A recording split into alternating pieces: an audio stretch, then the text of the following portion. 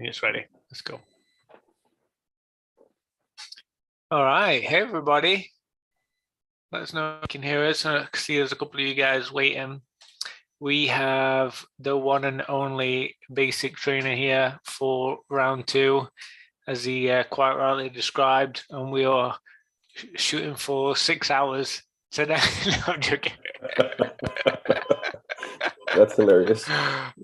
Yeah, that was a long one. I got way too wrapped up in the last one. We chatted for, what was it, 5 hours, 5.5 hours, or something crazy. And I swear that felt like 20 minutes. It was crazy. I think the one time I peaked up at the time, it might have been like getting close to 4 hours. And I was like, whoa, there's no way. And yeah, then we did an extra like hour and 15 minutes or an hour and a half after that. So yeah, pretty cool. Way too fun. Yeah, I enjoyed that. The bourbon definitely helped keep me flowing, I think. I didn't get too tired. We already have Drew and Average Player in the chat. Guys, we are going live tonight for a little chat-a-rooney. Basic, I want to kick off with, did you watch Leonhardt's video on being tired or whatever it was? I didn't get a chance to watch it yet, but I did watch a few other people talking about it. Let's do it. Yeah, I did see it. Cheers, Mike. I did see it. Yeah, it's the rundown. It's expected, right? It's expected from the hardcore career YouTuber, content creator, influencer. Yep. I didn't know that, he was putting out 4 videos a week for 8 years up until now. I mean, that is impressive. It's a lot. Anything that you do in every life, week. Yeah, anything that you do in life, when you put in that much work and effort, eventually you're going to get burned out. Eventually you're going to need a vacation, right? And go to an island somewhere and, sip on some ties and, enjoy the sun and enjoy the fresh air. But yeah, anything that we all do, it doesn't matter what it is. If you put way too much time, way too much focus, way too much energy, you're going to need a break. So, yes. I think it was Shakespeare that said, anything is good, but too much of it, excessive, is obviously not good. It's excessive. So yeah, it's as simple as just doing too much of a good thing. He was obviously on a roll. A lot of I don't think I even need to watch the video. I can kind of determine for myself, kind of what happened. He did all the peak stuff. He did the biggest boxes, he did the most exciting pulls and the creme de la creme, and where do you go after you've hit that stuff? It's got to be a little bit of a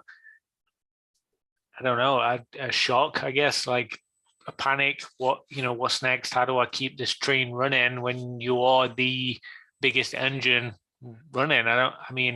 People talk about Real Breaking Day and Lucid Leaf, the other big guys, but Leonhardt he's the top gun in terms of the face of Pokemon YouTube, and for the masses, like, he's the guy. So yeah, it's interesting.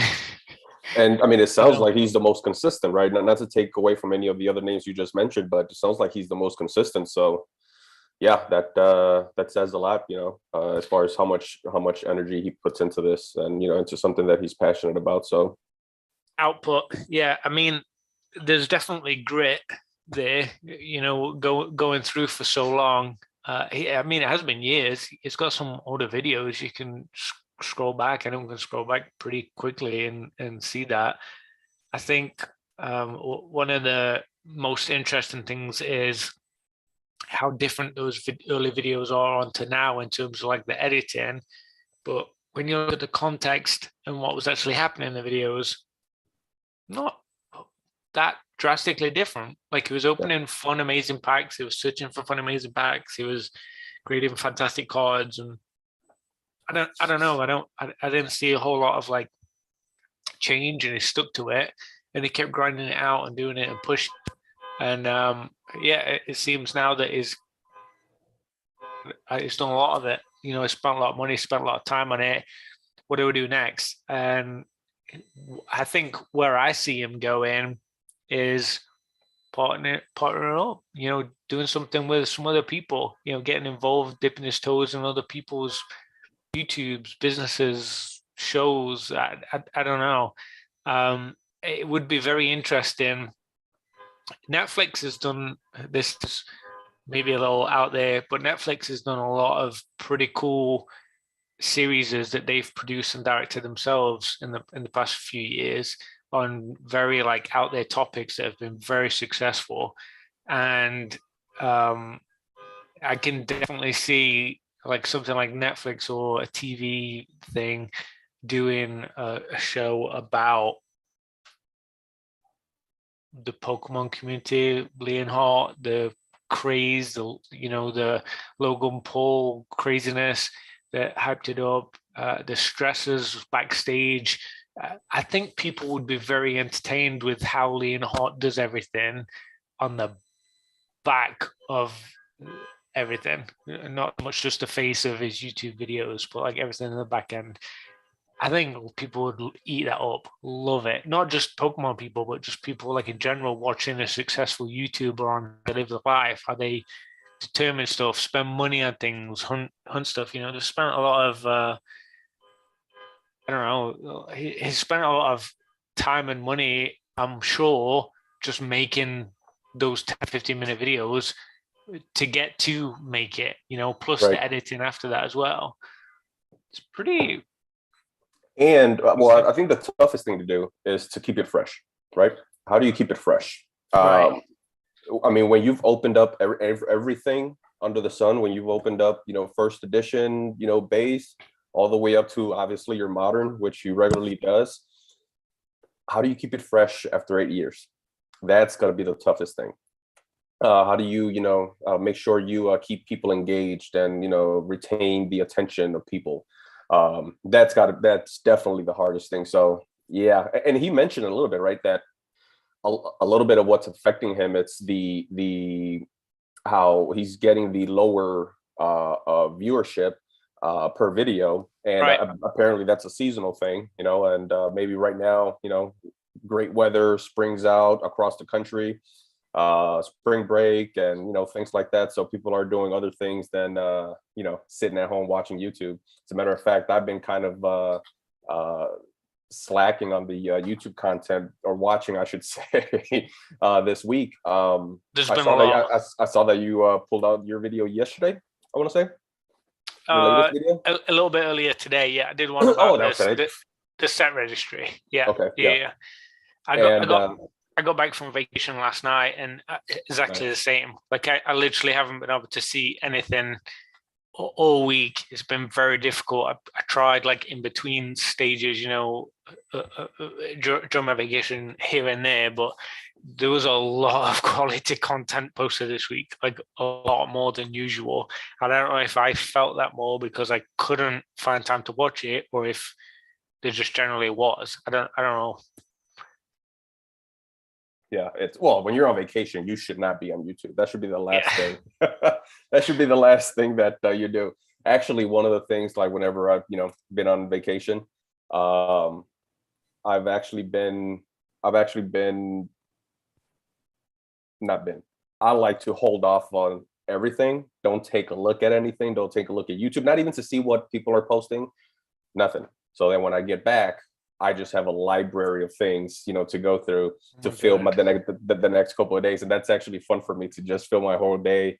Whether every single, day to day, you're still going through your day to day business, running your home and whatnot, but to have something in the background, to have something that's engaging while you're taking care of your tasks is always pretty fun for me. So that's always been the fun part. We all hate leaving vacation, right? We all dread that last day, that last full day that you have, that you're leaving tomorrow. It's like, oh, what the? Me, it's actually, oh man, I'm gonna have like 30 hours worth of content that I'm gonna be watching when I get back. So there was so much. Yeah, I was doing laundry earlier, trying to catch up on real life stuff after getting back, and man, I was listening to Mason and Jake, I was trying to rewatch the last little bit of PK's video with, with Rattle, Ryan and Rev. The last little bit that I messed up that. And then the old card shop. I mean, Josh at Green Shears. Like I was just trying to grab so many people's videos today and like trying to squeeze it in between, cutting the grass outside. I was doing the lawn and I was doing laundry and like doing all that stuff. And I'm like, man, like there's just so much to catch up on. Just those few days, just a week away, and it just shows like how many people are just involved. It's just so interesting seeing it. I love that I can soak it all up. I love every bit of it. It's and interesting. and the good thing is, like, the people that we all watch, I think we had this conversation last time, that we all pretty much watch the same group of guys, and these group of guys just are, well, at least for us, right? At least for us nerds, they are very engaging. Like, my daughter made the comment the other day when I was watching Old School. Yeah. And I was, he was just throwing out numbers, and she's like, this is a little boring.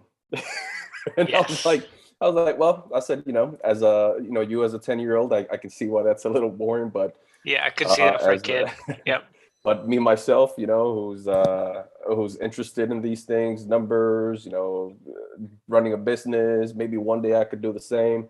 Yeah, it's very entertaining for me. It's very captivating to me. So the fact that Old School is actually willing to throw that information out there, Dan Catch 'Em All Collectibles is another one. I mean, those two, that combo is pretty amazing. Every second. I mean, literally their videos, I watch every second of it. That one, I'm guessing you're talking about his sales video, the February sales one. Yeah. Just talking numbers. Yeah, I see Felipe just talked about it in the chat.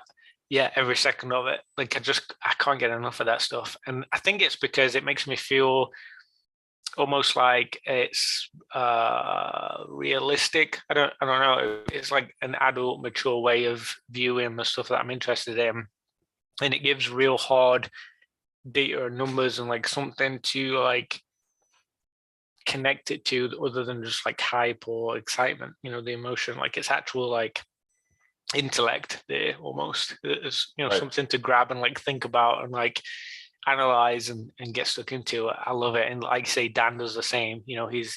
He's got a lot of the same values as me, I think, with it. I actually, the video that's coming out tomorrow, I just filmed earlier, and it's some stuff that I got from Nick, Old School. Oh, So okay. that'll be a fun one. Just a few fun bits, just exciting. Andy at Northwoods just put in a chat, which I think is interesting. He said it's the hard part is keeping it fresh, but getting YouTube algorithm to promote your video.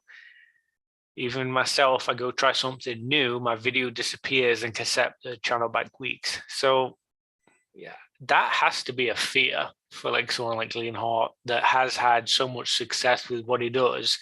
Like if he just suddenly started doing like, I don't know, Dragon Ball Z super cards or something, like just like gets crazy, starts going after like, Digimon or like something real off the wall, he's gonna lose subscribers. Like there's gonna be people that are like, oh wait, this guy ain't like the same anymore. This guy's changed. Like I'm not into that. So that has to be some level of fear.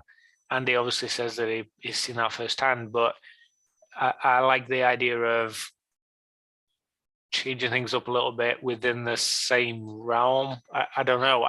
I think for me, what I'm trying to vibe with is like just like you said, Old School and Dan, and anyone that like wants to have a conversation like a mature adult and be involved and like excited and just generally enjoys the hobby, all aspects of it.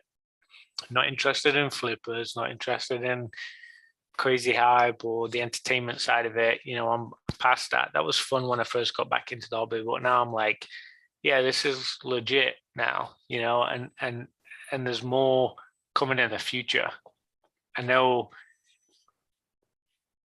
there's, I don't know, possibly like some turbulence in terms of PSA cards coming back and people getting burnt out, just like Leonard said, and money going up, money going down, prices going up, prices going down. But I can tell you firsthand, the cards I've been chasing, they've not been lower in the past few months. They've been higher.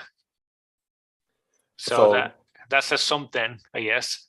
So a funny story with PSA. Remember we were talking about this, my sub, and Yeah. almost 500 cards. So I decided to reach out. Again, I don't need them back. I'm not really impatient about it. They come when they come. But now I'm just, at least in my head, I'm starting to get a little concerned of like, oh, I don't want to be one of those stories where my package gets, missed or gets lost, or and it's taken them X amount of time to catch up to just be able to say, hey, we lost your package, or we lost your submission, or what have you. So I decided to reach out yesterday. Was it yesterday? I believe it was yesterday. To Cam on Instagram. Shout out to Cam. That's Graded Gem, James CNG Emporium's assistant now, and so I reached out to him. Thought maybe it'd be easier to reach out to him than James, even though they're both James. Every time I emailed him, within half an hour, he has the answer for me. So I think I've only reached out like 2, maybe 3 times. And the third time was when I received my first submission. So I figured while I had him, I might as well just ask. So I asked him, hey, Cam, would I be able to get an update on my submission? He looks it up. He says, yep, it's still in the grading stage. Now, I was in the grading stage. I was in the grading stage, same stage, back in November. Now, how recent was, from when they updated me in November, when and how long has it already been where I was in the grading stage? Fast forward, let's call it, 4 months, still in the grading stage. Yeah. And that's just crazy. Luckily, though, he did confirm, he goes, yes, all of November, it's pretty much done. All of November submissions are done. Everything's back. But even towards halfway of November, we started to get a lot of the December's back, but December's nowhere to be done. December 2020 subs. So he says, yeah, we're nowhere near done, and we're just waiting for a PSA to just keep, throwing everything at us. He goes, which they are, but he goes, yeah, don't be concerned. It'll be on its way soon, hopefully. How many stages after grading? Isn't there like a QA, label check? There's quite a there's quite a yeah, I don't want to say you got assembly, QA1, QA2, and then shipping. So I know for me, once it completed grading, I think it moved pretty quick. Okay. I want to say a month or so after grading. Like it was pretty quick. The final stage is a lot faster. In what makes me sad about what you just said is I have an economist submission, the 5-card lottery. I was one of the first lottery winners on the new thing that they did. Mm-hmm. So the site. I sent 5 cards in. What was that, like 6 weeks ago or something? And it's already in QA check 2. Like nice. It's probably going to ship on Monday. So I've paid $20 a card, or no, what was it? 50, no, $50 right? card, but it was 20 when you submitted. That was 20. Economy was 20. Value was 10. Economy was 20. So technically, it's the $20 tier, and I've paid that. Modern, in modern times, obviously, it's the 3rd year since you sent it, basically. But it's been 6 weeks. It's about to ship out in the next couple of days.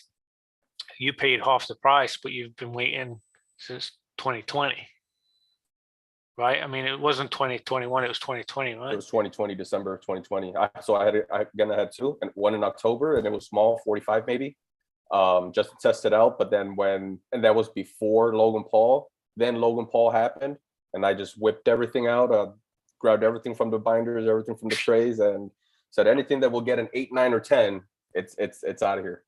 So yeah, yes. I mean, it's no big deal. It is it is terrible. There's a lot of horror stories out there that during this time a lot of people bought raw cards to send out, and if that's the case and you're still waiting on your cards today to flip, well, flipping is not really happening anymore. You're looking at a loss. So people that got in at the end of 2020, I mean, you got in at a bargain compared to relative to today's market, relative to today's hyperinflation prices by PSA. Yeah, it's I'm definitely happy that I'm on the boat that I am. I will happily wait 15, 16, let's call it 2 years. Jokingly, here's the irony. For $10, yeah. I mean, jokingly, I remember when this first started happening, James rolled out his videos, send them in, because if you don't send them in now, it's going to be a higher price in January. So I did. In one of the videos, people were complaining about how long it could take, yada yada. I said, hey, if it takes 2 to 3 years, I don't care. It's when you're looking at $8 or $9 a card, I mean, what more can you ask for, especially if prices, and there were already rumors that prices were going to go like way up at this point by a few people. And so I figured, what, that actually makes sense, but I didn't calculate it from the standpoint of, no, they're going to increase it way up there so they can just stop everyone from submitting. I just thought they would increase it by double the price, and that's that. So I said, well, might as well, from a profitability standpoint, might as well get in now before they double the price. Get it in, yeah. So that is the irony. The irony that I said, yeah, I'll wait 2 or 3 years. I was the exact opposite, which is like funny, because I remember joking with a colleague he's into Pokemon too. I remember joking with him like, oh my gosh, can you imagine if this takes 6 months for them to come back? I was so naive. I was like, can you imagine if it takes me that long? Like literally, I'm like waiting 6 months for these cards to come back before I can send them. I'm like, that's crazy. They took 14 months. I didn't get them back till January, just that one submission. I did all the quicker submissions, but the value one, oh my gosh. Yeah, I really was. I think I checked it every day of those 14 months. Like every day, I was so like just itching to get them. I was the exact opposite as you. I was like, I just wanted to get them back because those were my babies. There was from my kid cards from when I was a little kid, and just a few other ones in between. But all the good stuff I'd been sending on quicker, on the quicker tiers anyway. Yeah, to me, it was just one of those, again, without actually expecting it to be. Again, we're at 15 months. I was probably thinking 1 year, on optimistic side. And so I said, okay, it doesn't matter when they come back, because at $8, a card, when your cost basis is essentially zero, because how do you factor, binder collections that you bought years ago at like pennies? I figured, yeah, it doesn't matter. Whatever I get them back, I get them back, and whatever I get, I get. So luckily, because of the cost basis today, I'm still looking at 3x. Yeah, I mean, even at PSA 6, I mean, you're still gonna, you can't lose. I'm sure with most of the cards you've sent. About every other month, I'll do a little bit of research on a few cards. I'll start following the auctions and just watch them to see where they end. And in order for me to break even, I'm looking at PSA 6s. But again, I sent off cards that would only get 8 to 10s. Nice. Now I probably should have kept a little bit more. I should have probably graded a few more of those cards. Hindsight. Yeah. But I sold the binders right away. Whatever I did not send off, I sold. I sold immediately. And I believe we had this conversation that all of the binders that were sold, and the way I broke them up, they were all overseas. Not a single U.S. buyer. So yeah, the hype was everywhere. I had a couple of people in the Northeast that bought a lot of my raw Gym Challenge, Gym Hero, a few Rocket stuff. Like there was definitely a couple of people. There was one person that had like hundreds and hundreds of feedback purely purchasing. They're just purchasing raw card after raw card after raw card. And my cards were like pretty good condition. And I remember thinking that was like really interesting, not really sure what they were doing, but yeah, I also think that there could have been something to the anxiousness of $8 per card. If you're sending like, 10, 20, 50, like, yeah, it's a little bit of chunk of money, but like some people were sending a lot of cards, and that's a big chunk of money when you're doing $8 a piece. Like for an average collector, that's not realistic just to send everything, like submit everything. You're going to send your best stuff. Like you said, 8 to 10s, you're just going to send in your best stuff. So I'm curious, is there a couple of, I don't know, are you going to do a video on it? I kind of want to ask you if there's for sure. Yeah, for sure. Actually, I think I'm going to, I'll be probably going live on Instagram when I do so. Nice. Well, okay, here's the thing. At some point, we're going to have to share how Professor Oak is able to go live, even though he's only been on YouTube for what, a month and a half? I don't know. With X amount of subscribers. And the consensus, which is something, and I must admit, that has probably slowed me down, because I really don't want to do anything that's pre-recorded. That's not fun to me. Pre-recordings is not fun to me. I want to do something that's live, just like this, engage. This, you know what I mean? Because I would do this on a regular basis without the cameras, right? Mm-hmm. So might as well just put, just like everyone else, it's fun, it's engaging, it's good content for the people, for the right people. So yeah. But the consensus on YouTube is that you cannot go live unless you have 1,000 subscribers. So you, sir, have a cheat code. You have a cheat code, and we all need to know what cheat code is. Because you say 1,000? 1,000, and I'm pretty sure maybe someone can correct us here, but correct me. But who was it? I'm nowhere near. Oldie, Old Card Shop. When he invited me on with Pikachu, go watch that video, guys. That one was entertaining. It was. I thought we were going live, and he says, "Oh no, we're not going live. This is going to be a pre-recording." I was like, "Oh, okay." I just thought it made sense to engage with the people and whatnot. He goes, "No, but I can't." And I said, "Oh, are you not at 1,000 subscribers?" I already knew that beforehand. He goes, "Yeah, I'm not at 1,000 subscribers and X amount of time watch or something along those lines." I said, "Oh, okay." And then like fast forward a week or so, and here goes, Professor O going live on a Tuesday. I got like 13 subscribers. Professor O going live on a Tuesday, and everyone's like, "Wait, what?" I got no idea. Yeah, I literally have no idea. I know that I played around with the settings a little bit, and I had to do it like, man, it took me a lot of messing around, but I was pretty eager to get involved. So Northwoods is saying that they removed the restrictions a year ago, but then why can't the old card shop go live then? If that's the case. Maybe he hasn't tried. Interesting. Yeah, I'll reach out. I'll reach out to him and see what, because I'm pretty sure he'll prefer to go live when he goes with the Flex Gods, because it seems like he does it regularly with Flex Gods, and I was surprised that he records them, because he's done quite a few with different people. Obviously, like you say, Ed, you peeked at you. I watched him on one earlier, like you say, with Flex Gods, his recent one from this week. Yeah, there's definitely been a few that I've watched where I'm like, why are they recording this and playing it? Like, I would have done this live and had some chat in there. It's funny, Thrifty was saying I have a 30% female audience. It's got to be a record in a Pokemon live stream. You might be right. I've got no idea who is who, but that sounds fantastic. Okay. Yeah. So North was saying there's only 24 hours waiting period. Chief Keen, he can go live now. So all right, maybe I was just out of the loop, and I never knew that you could actually or that they changed that those rules or restrictions. So yeah, that would be cool. That would be interesting. Yeah. So I just posed that question because a few people actually, were going back and forth like, hey, how did Professor O go live?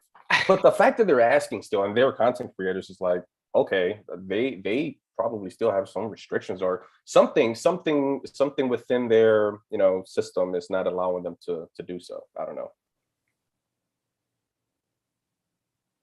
When they brought in reels, they changed it. Okay. All right. I don't know what Reels is, but That was I think it's called what is stories or short stories on shorts. YouTube? Yeah, Yeah, yeah. shorts.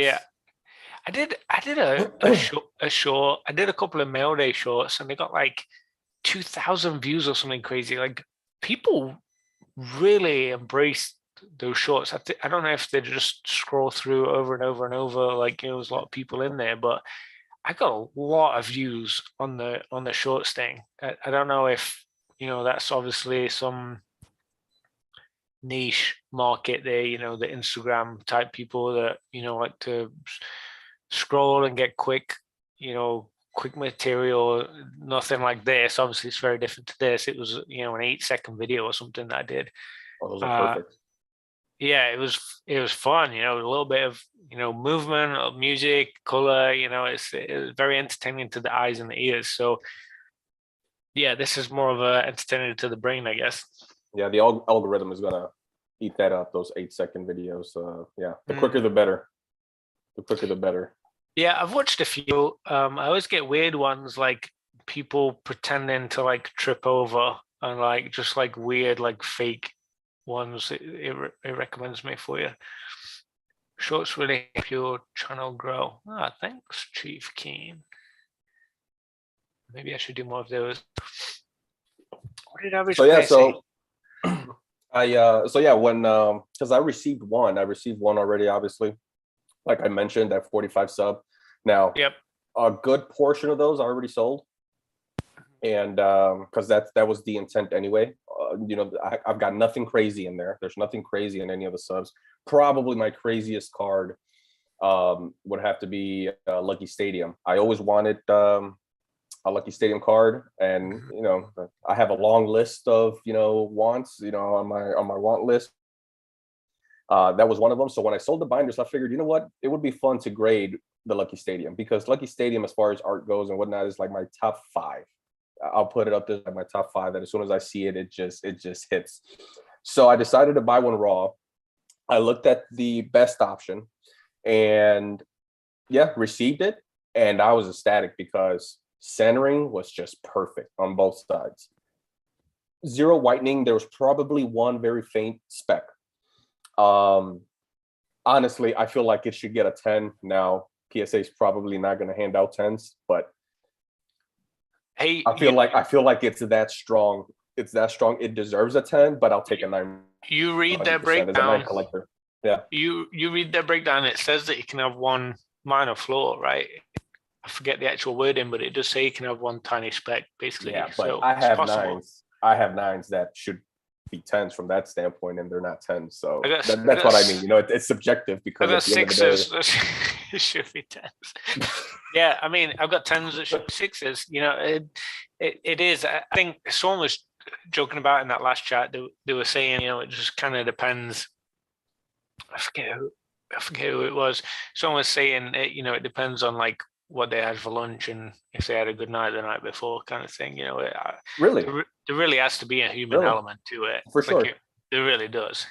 Yeah, for sure. So yeah, so that was the one, probably the one that I'm most looking forward to. I've got a bunch of Japanese from, you know, base jungle fossil. Um, uh, I did buy, this was another one. I did buy a what do you call it? The Pikachu Christmas special delivery Pikachu.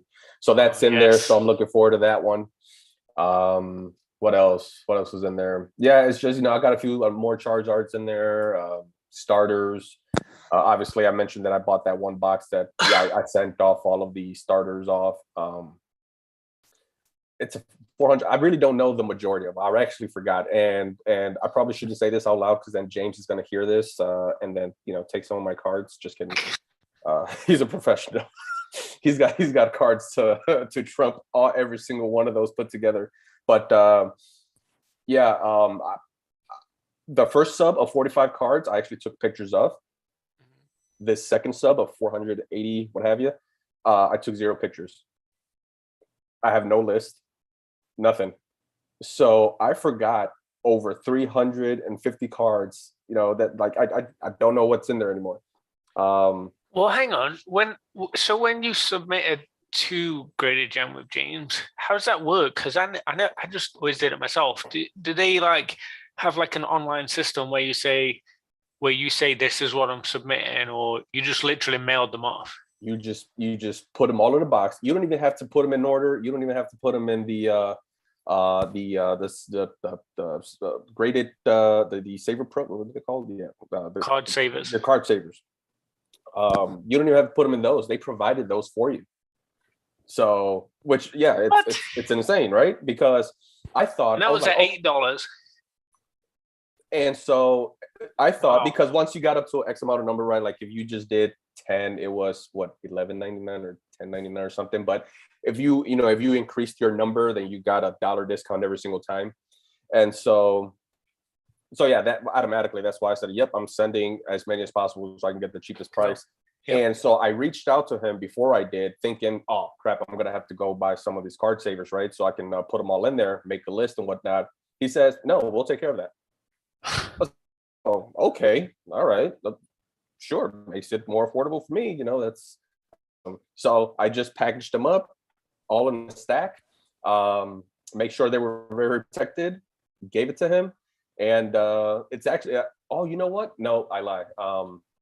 I my first sub of 45 whatever cards did make it to one of his videos when he was actually making the videos initially. You send them off and okay, this is basic trainers and this is what he has to submit. Once it got to December, he's like, yeah, I can't do that anymore. Like that's way too many people. So I don't even have that to bank on.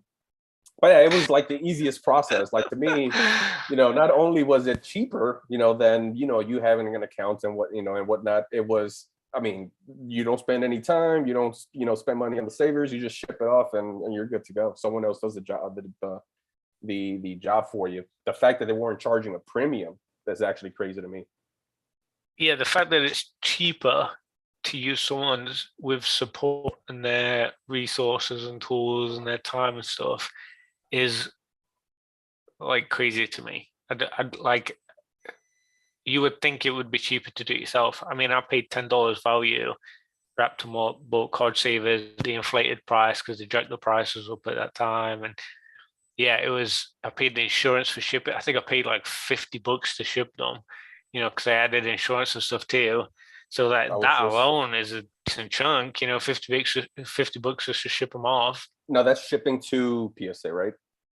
from Florida all the way to California. Right. So it's Yeah. obviously like the I was highest price probably. I was just having the conversation about insurance today, and it's funny how I sent off all these 400 and whatever cards, and I didn't insure it. Like I've never insured anything. Like I've never. I mean, I've heard the horror stories for sure, but I never have because I've never encountered any single issue. Now, maybe if it's like one card worth 4 digits, okay, maybe we can insure it for, I don't even know what the prices would be, $20, $30, $50, but maybe at that point it makes sense. But when these almost 500 cards, like who cares? Like if if they get lost, they were just collecting dust in the closet anyway. Like, oh, that's how I looked at it. But luckily PSA has it. So now I was having this conversation with someone, and I said, okay, what happens if it does get lost at this point before shipping? Let's just say it's in PSA's hands, and it happens because it's already logged in, right? It's already logged in that they opened the box. What happens if somewhere within that process it gets lost? They misplace it. It ends up in the garbage by accident. What happens? What's that? What happens if it gets lost after shipping? Because we just heard those stories. Was it James himself on a video, right, last week that the English gem man? No. This was James, Graded Gem, that a customer received his submission back, the box, opened it up, and all the boxes were empty. No. And this is through CNG Emporium. So it's on one of his latest videos. I want to, not latest, but yeah, it's like 3 videos ago. So I didn't catch that. I didn't catch that one. That's terrifying. Because he uploads his videos on Sundays, right? So tomorrow he'll have another one. It might actually be last Sunday, if not the Sunday before that, where he starts talking in the first 5 minutes. He'll kind of give the viewers a little bit of an update as to what's going on. And he mentioned that story that one of his customers, received the box and all the boxes were empty. So that gave me the idea right away that, when I receive my box, I'm documenting everything from beginning to end, from me going to, picking it up to, cracking it open. Oh, I got an Excel file with the name, the card number, the value it was when I bought it, what it cost me when I bought it, the value of it each quarter since I bought it, and what I'm hoping to get it for a grade and what it should be worth at the time where I'm hoping it to come back at that grade. Oh, you did that? That's cool. You did the pre-grading. That's pretty cool. Yeah. Super like dorky, nerdy Excel spreadsheet on it. No, it's awesome. And you know what's super interesting is everything was lower than I expected. Everything. Like everything has gone down. And the stuff that has gone up has been the stuff that I bought after or did graded after the hype. That's the stuff that's gone up. So everything that was popular during the hype has gone down. Everything after the hype that I've tracked and I've been involved in has gone up, which I think is interesting because a lot of people are saying, oh, we're going more into like a bearish market, prices dropped. For certain modern products, items, cards, stuff that was super popular, absolutely. But some of the more like exciting stuff after the hype of like the true collector type stuff, excuse me, I got the hiccups. They've definitely gone up. And I was saying earlier, a lot of the stuff that I've been on, I've had a hard time getting because they've been way higher and they've been finishing in the middle of the night. I've been having a hard time actually getting hold of them because they have been jumping up so much.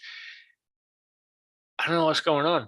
Like I don't know if it's there's just too much of a lot of certain things like set cards, and there's not enough coming back that are like actual interesting promos or whatever. But I mean, look at the Scream promos, the Mario promo, like there was like crazy promo stuff. Like they're the stuff that are doing really well. That just after the hype were just a little bit inflated, a little bit exciting, a little bit expensive. They're a really good example. I wish I dipped my toes in that stuff, but anything that's exclusive, especially Japanese, I mean, you're looking at a lower pop regardless, right? It's not going to be the same pop of a hollow, of a full art, or what have you, or maybe not a hyper rare, but it's. So, for example, that now maybe this is a bad example because Lucky Stadium, you go back to is that 2000 or is that 1999? I want to say it's 2000, but it might be 1999. Anyway, if you look at the pop report for that guy, PSA 9s, there's like 400 and change. Yeah. There's 10s, maybe like 100 and change. So Pikachu's that Screen Pikachu. I don't know. I'm curious now because I would have to maybe I can look it up with my phone here quickly. But I imagine it's a pretty low pop even today. Low pop in comparison to demand. I always look at it from that standpoint. I don't care what card is PSA 9 pop 10,000, but if there's a million people that want that card, that's a low pop. That's to me, it's all about demand. I really don't care if there's one card of it or 10,000 or 100,000. It's what's the demand say. Yeah, I mean, there's the Rapidash V 168 from Chile Rain that I've got engraved with PSA right now, and I think when I submitted it, I think there was 2 or 3 in population. I think there's 4 or 5 now. Like literally the lowest pop card I'll probably have when it comes back, no matter the grade, it'll be the lowest pop, for that card. But there is zero demand for that card. I mean, literally nobody is looking for a Rapidash V from Chile Rain. It just isn't a demanded card. Yep. So it's fine being low pop, but it doesn't mean anything if nobody wants it. If there's no demand there for real. Exactly. So let me show you this. I pulled the numbers last week from the PSA reports for last year's sets. Battle Style, they have their pop report for Battle Styles is 502 graded cards. Chilling Reign 648. So triple digits, not even into the thousands. Fusion Strike 552. Evolving Skies, the end of the year, the last set of the year, essentially, one of the last sets of the year, in full, 1,890. So essentially more than all of those three sets combined, Evolving Skies got graded. Mm-hmm. That speaks volumes out of Modern, the difference between wanting to spend that little bit extra in grading, because it wasn't cheap grading. It's not been cheap grading this past year or so since they shut down. Those people were spending, when Evolving Skies came out, it was 150, I think, to grade for the box. Oh, to grade, correct. I think it might have been card. Was it 300? Or did you have the two options? Sorry. I don't know if 150 was out yet. I think it was around that time. I don't know why 300. It might have been shortly after, but regardless, it definitely wasn't the 50. Like, that's a very recent thing. No, yeah. So you spend 150 on a card.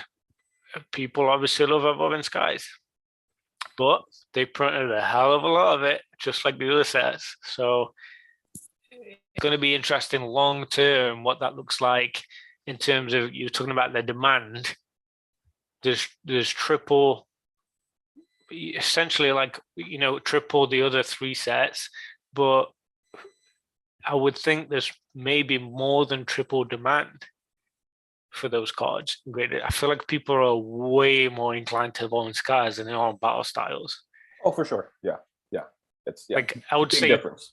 Maybe more than triple. So are those rarer, even though there's more graded? Like, that's a very valid point that you said. Like, is it harder to get hold of almost, then that technically is rarer, right? If it's harder to get a hold of it. Exactly.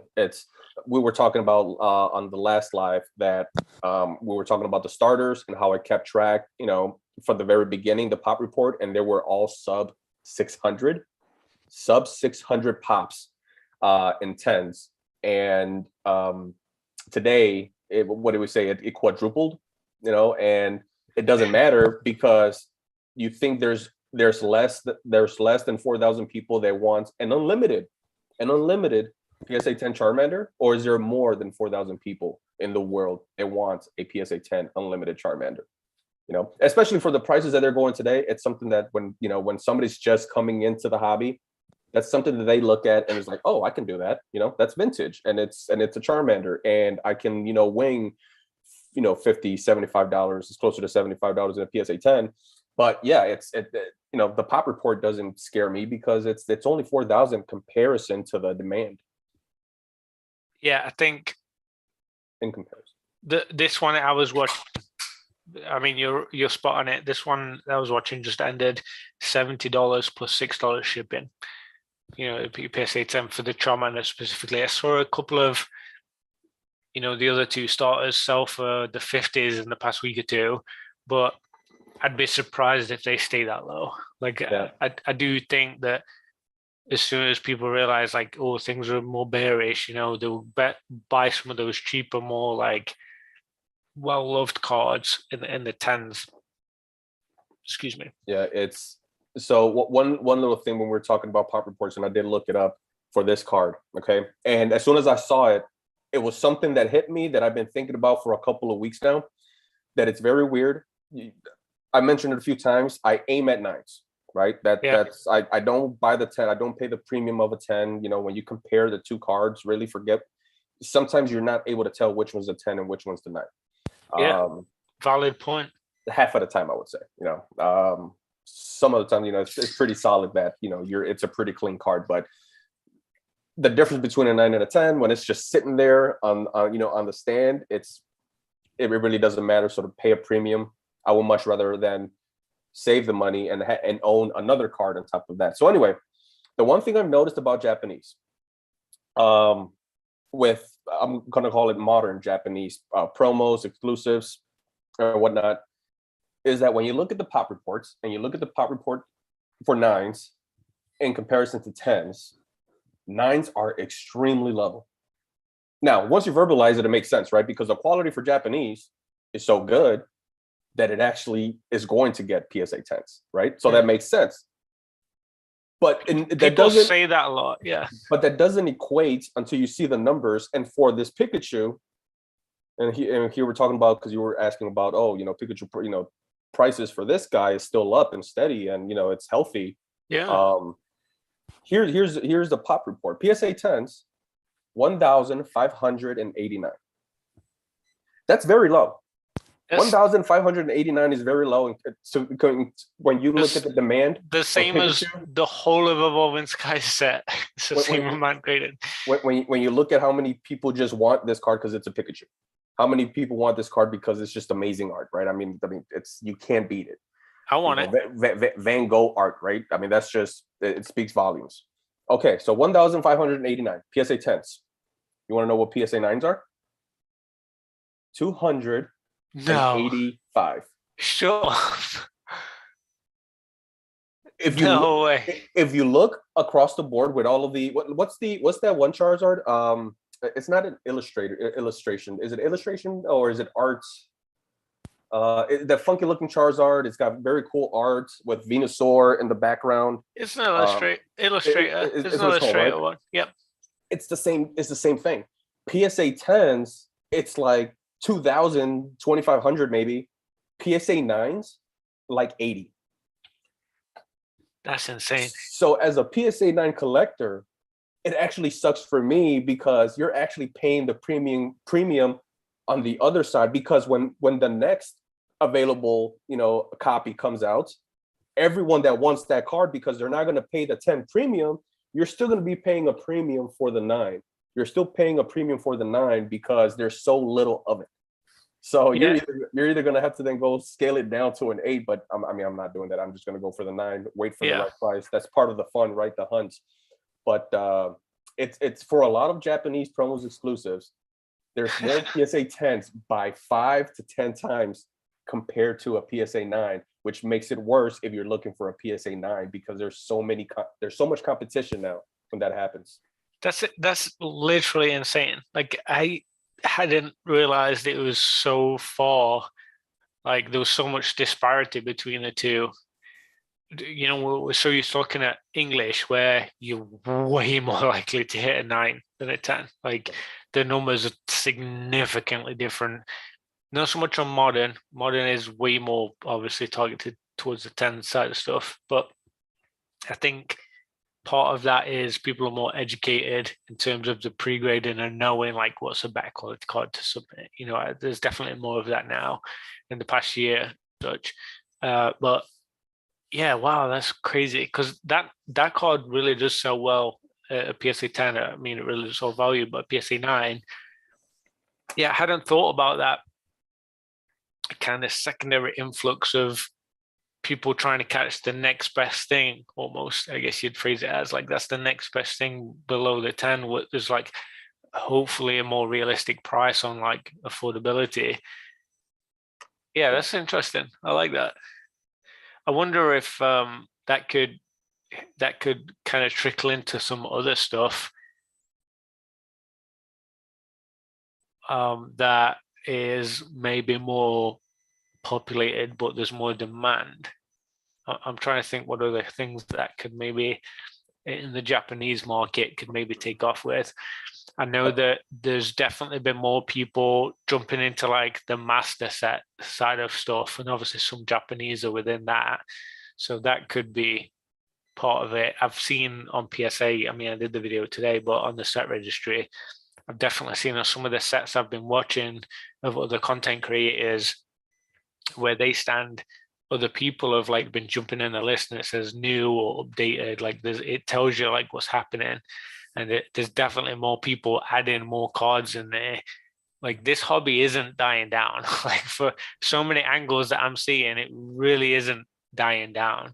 And I think if anything, people are just getting smarter and more knowledgeable, I guess, more informed of what their options are, what's out there, what things relate to like what they're interested in. There's just more accessibility to the wealth of PSA cards. There's just so many out there. Yeah. Average player says he wants to buy so many more cards right now. Absolutely. Do you guys think money fatigue can be a factor to why some cards from our era can become rare? Do you guys think money fatigue can be a factor to why some cards from our era can become rare? Now, our era, you mean modern? Is that what? Because we're talking with Mr. 17, and so when he says our era, is he talking about modern? Yeah, I'm wondering if he means like people not buying and grading stuff, so that would possibly like be assumed as rare because there's less availability of it. But if you could get a copy, a raw copy, all day, on Yeah. eBay, it that's so when I'm looking at certain cards, doesn't matter what it is, it's typically something Japanese, something exclusive. Um, I also, initially I look up the PSA 9, copy. I look at the prices right away in my head. I can, determine whether it makes sense or not. Then I go and jump into the PSA 10s, compare them, and the raw card. And the raw card, I don't really look at it from the price standpoint. I look at it from an availability standpoint. So if I see them all day, then it doesn't. I don't care if it's a PSA, pop, 10 or pop one in a PSA 10. I I don't care for it if there's thousands of copies in the raw listings.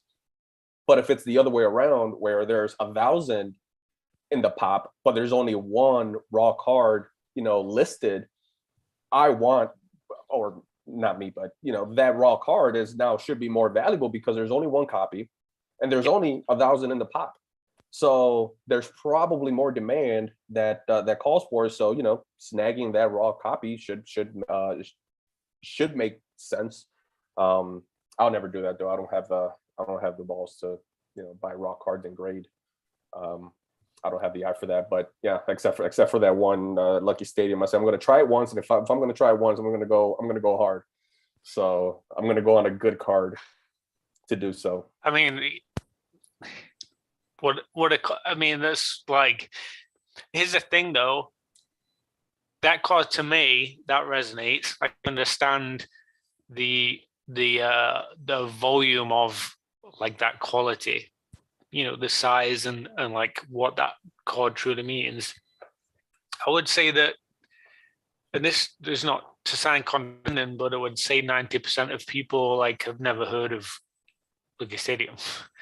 like legitimately, like most people are just having fun ripping packs and like talking about the bold binder and that kind of stuff. And I love that like innocence of it.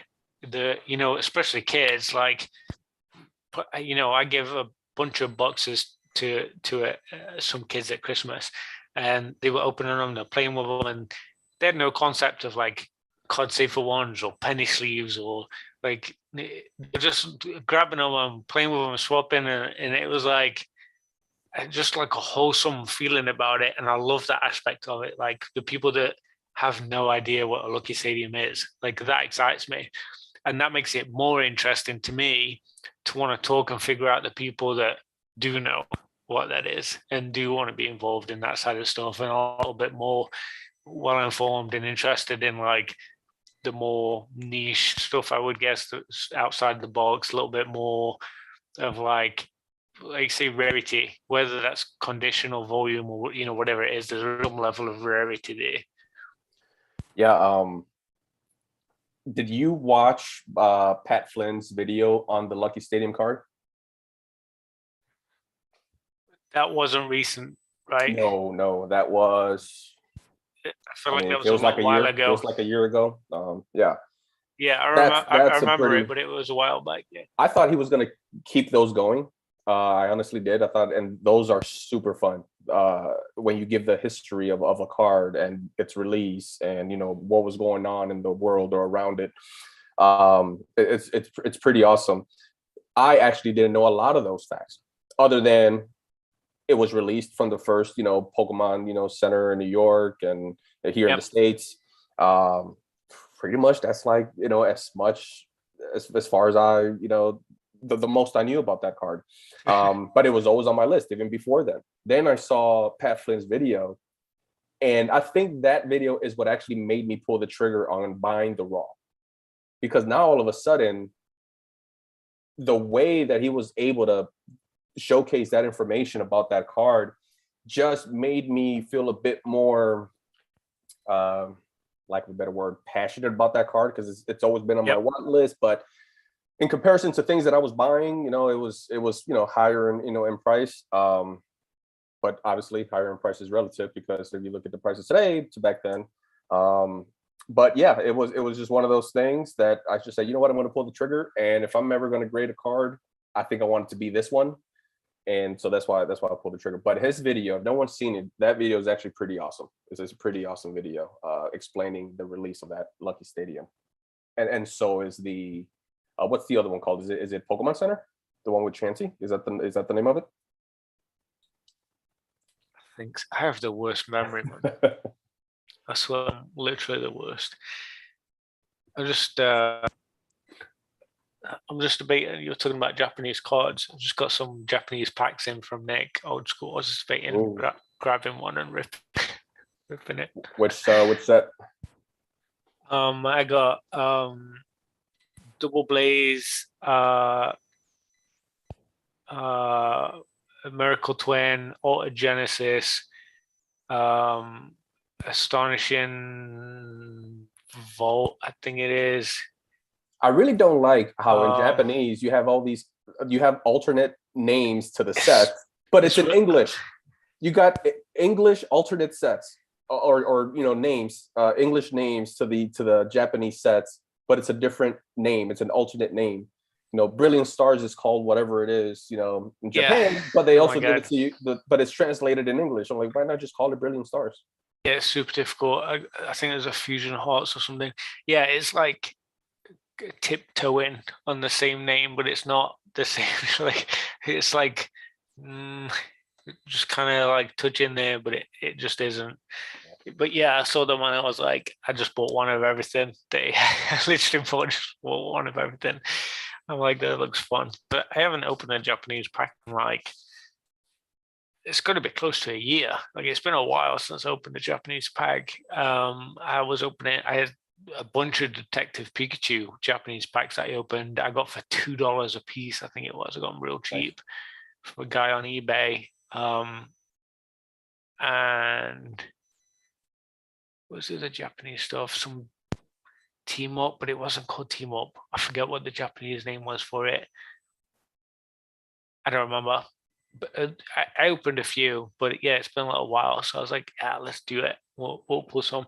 But I was just looking when you're talking about the rarity, and we all know that Celebrations cards like aren't particularly worth anything exciting. But I'm looking at the PSA 10 Charizard, and it's still selling today for $400.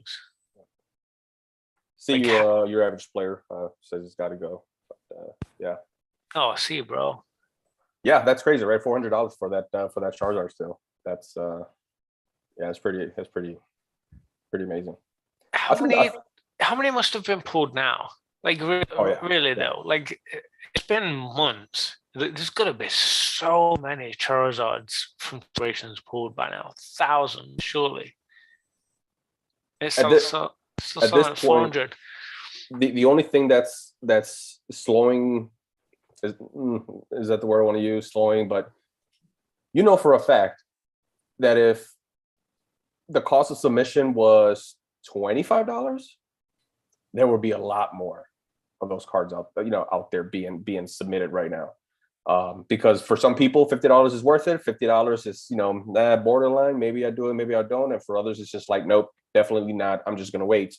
So with Modern, that's what scares me, is the price of grading, because the price of grading dictates what the pop report will be today for Modern. Well, I can tell you in that little sneak peek on that $50 submission I've got in right now, one of them is a Charizard from Celebrations, and it's incredibly clean, like absolutely possible PSA 10. That was why I submitted it. So $50 grading, 400 value. I mean, it's like, I mean, it seems like easy money. If I was going to sell it, probably not going to sell it. I'm not sure. I just knew it was clean and I wanted to get it in because it's a Charizard and it was selling for like 400-500 back then, and it's still selling for 400. I can't believe it. That's insane to me with how many have been pulled. Yeah, Charizard is not going to go out of fashion anytime soon.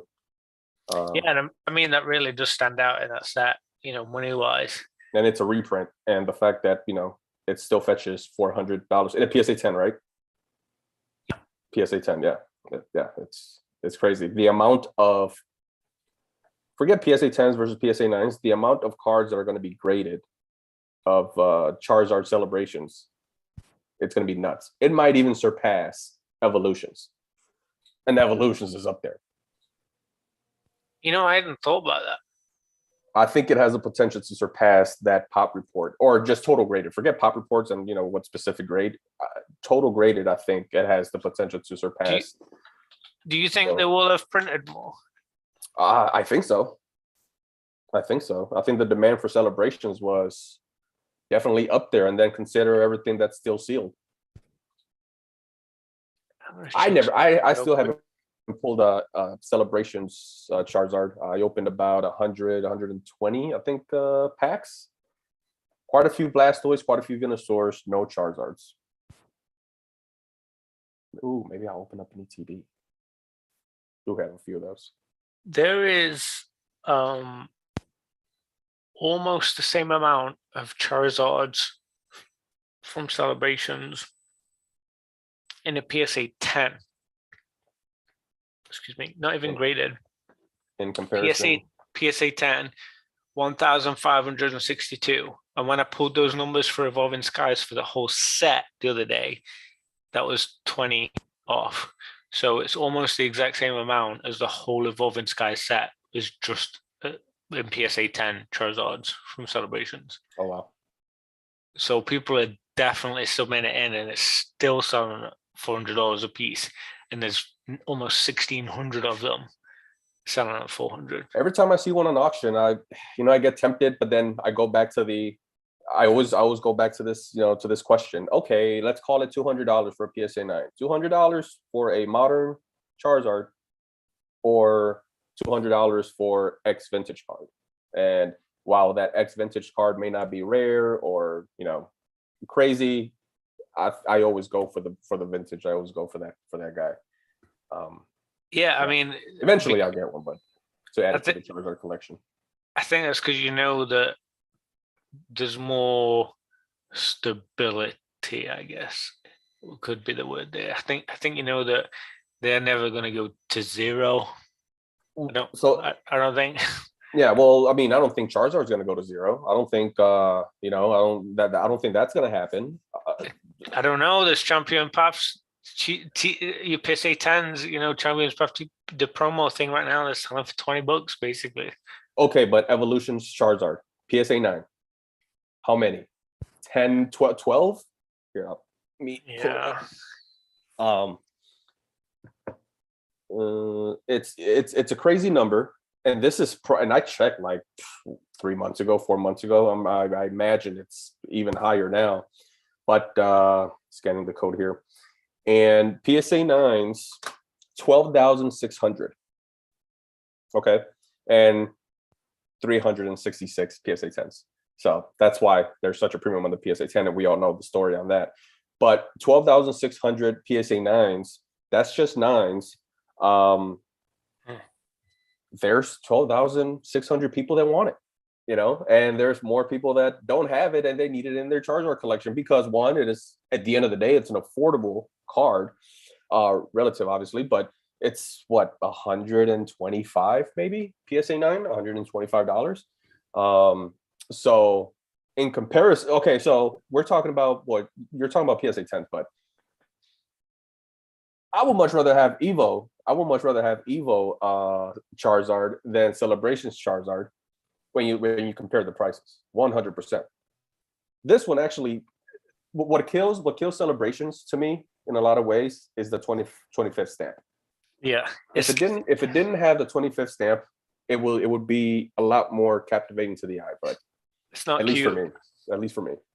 It's not cute. What I think they should have done is done a classy, you know where the set logo is in the bottom corner. I think they could have done a real classy like 25th little hit right there instead of big bold like yellow one. It definitely stood out a little. I don't know. And then combine Vulgar, I guess. yeah, I don't know what the word would be. combine both versions, the reverse and the hollow Evo Charizard. You're looking at 20K PSA 9s, Yeah, and still plenty being submitted. You know, and plenty. that's you submit that to PWCC. That's not going to go without a bid ever. Like Yeah. it isn't going to go to PWCC. Like it's always going to sell. Yeah, right.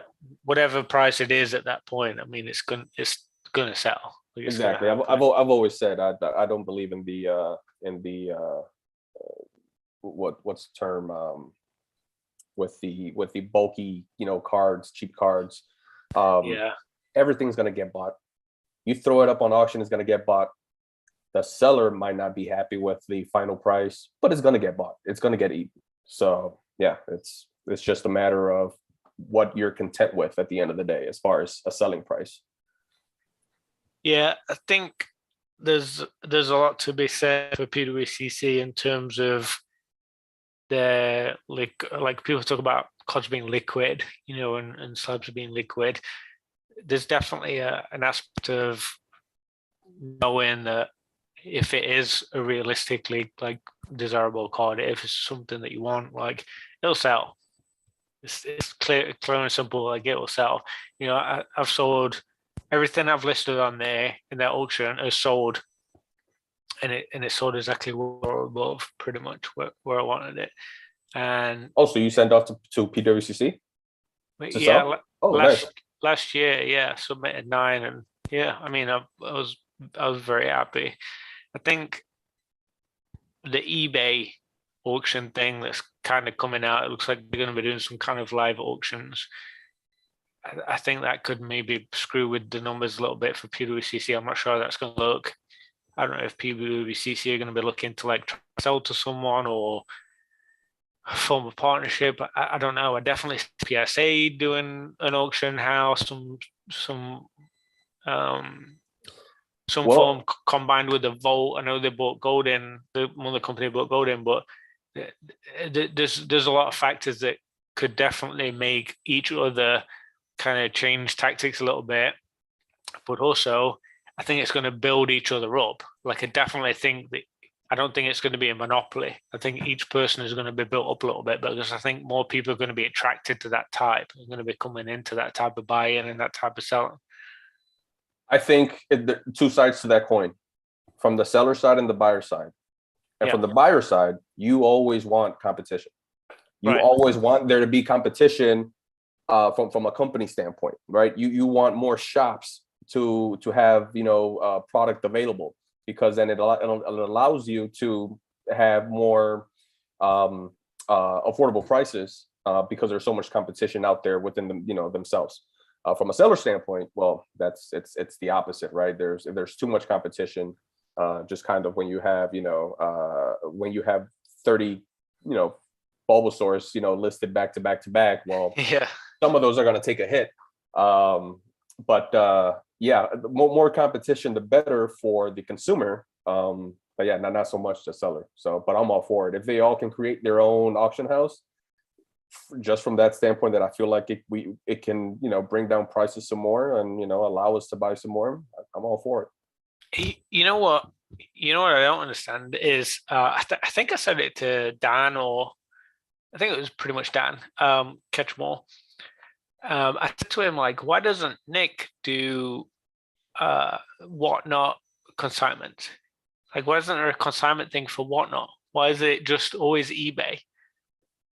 Like Graded Jam and like SM Pratt, you know, some of the other guys, they do consignment, but they always go to eBay.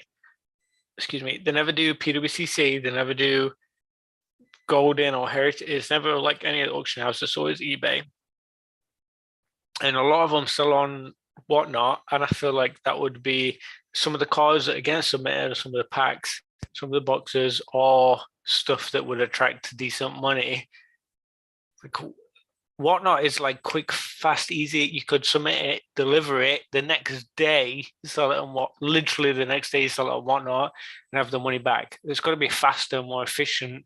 Some of them sell higher, like a lot of them sell for a premium because people are paying a little bit more for the experience, the excitement of it. I don't know. I think there's something to be said there. I would probably submit to Nick if he did some, if he tried Whatnot, I'd give him a shot with it. So I used to go on Whatnot a lot. Would buy very, very little. I've bought, if I bought a handful of times, that's a lot, because I mean it's probably been only like 3 times.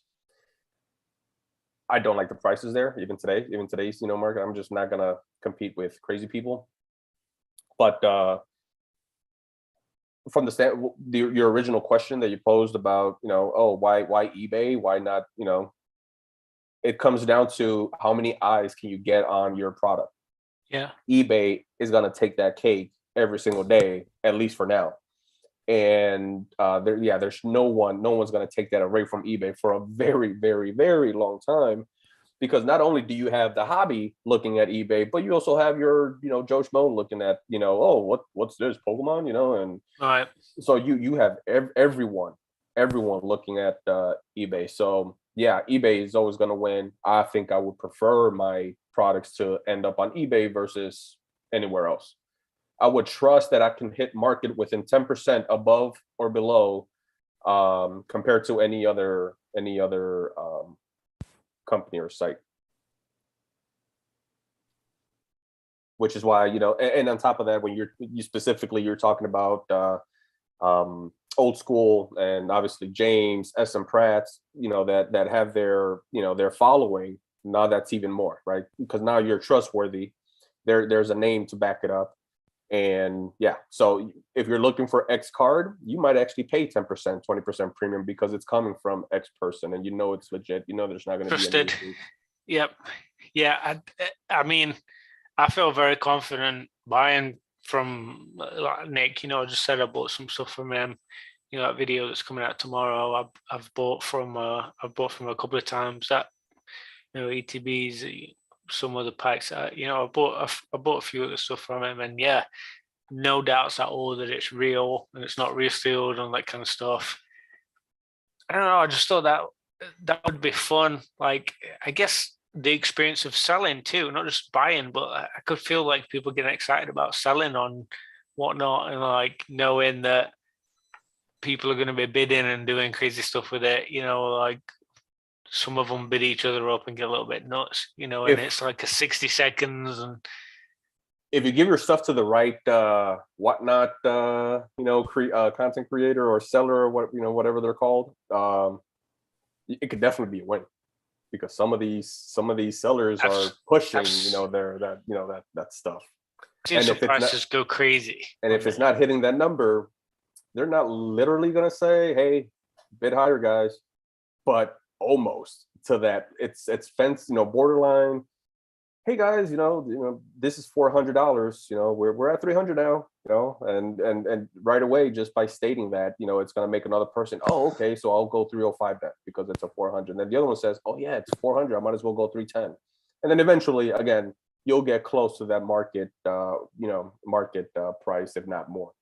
So, do you think if eBay did the vault like weekly, monthly, like some kind of like more structured auction setup for the vault sales, do you think they would maybe do the extended bidding type stuff? Because I feel like that would take a whole different level to eBay buying and selling if that was the case.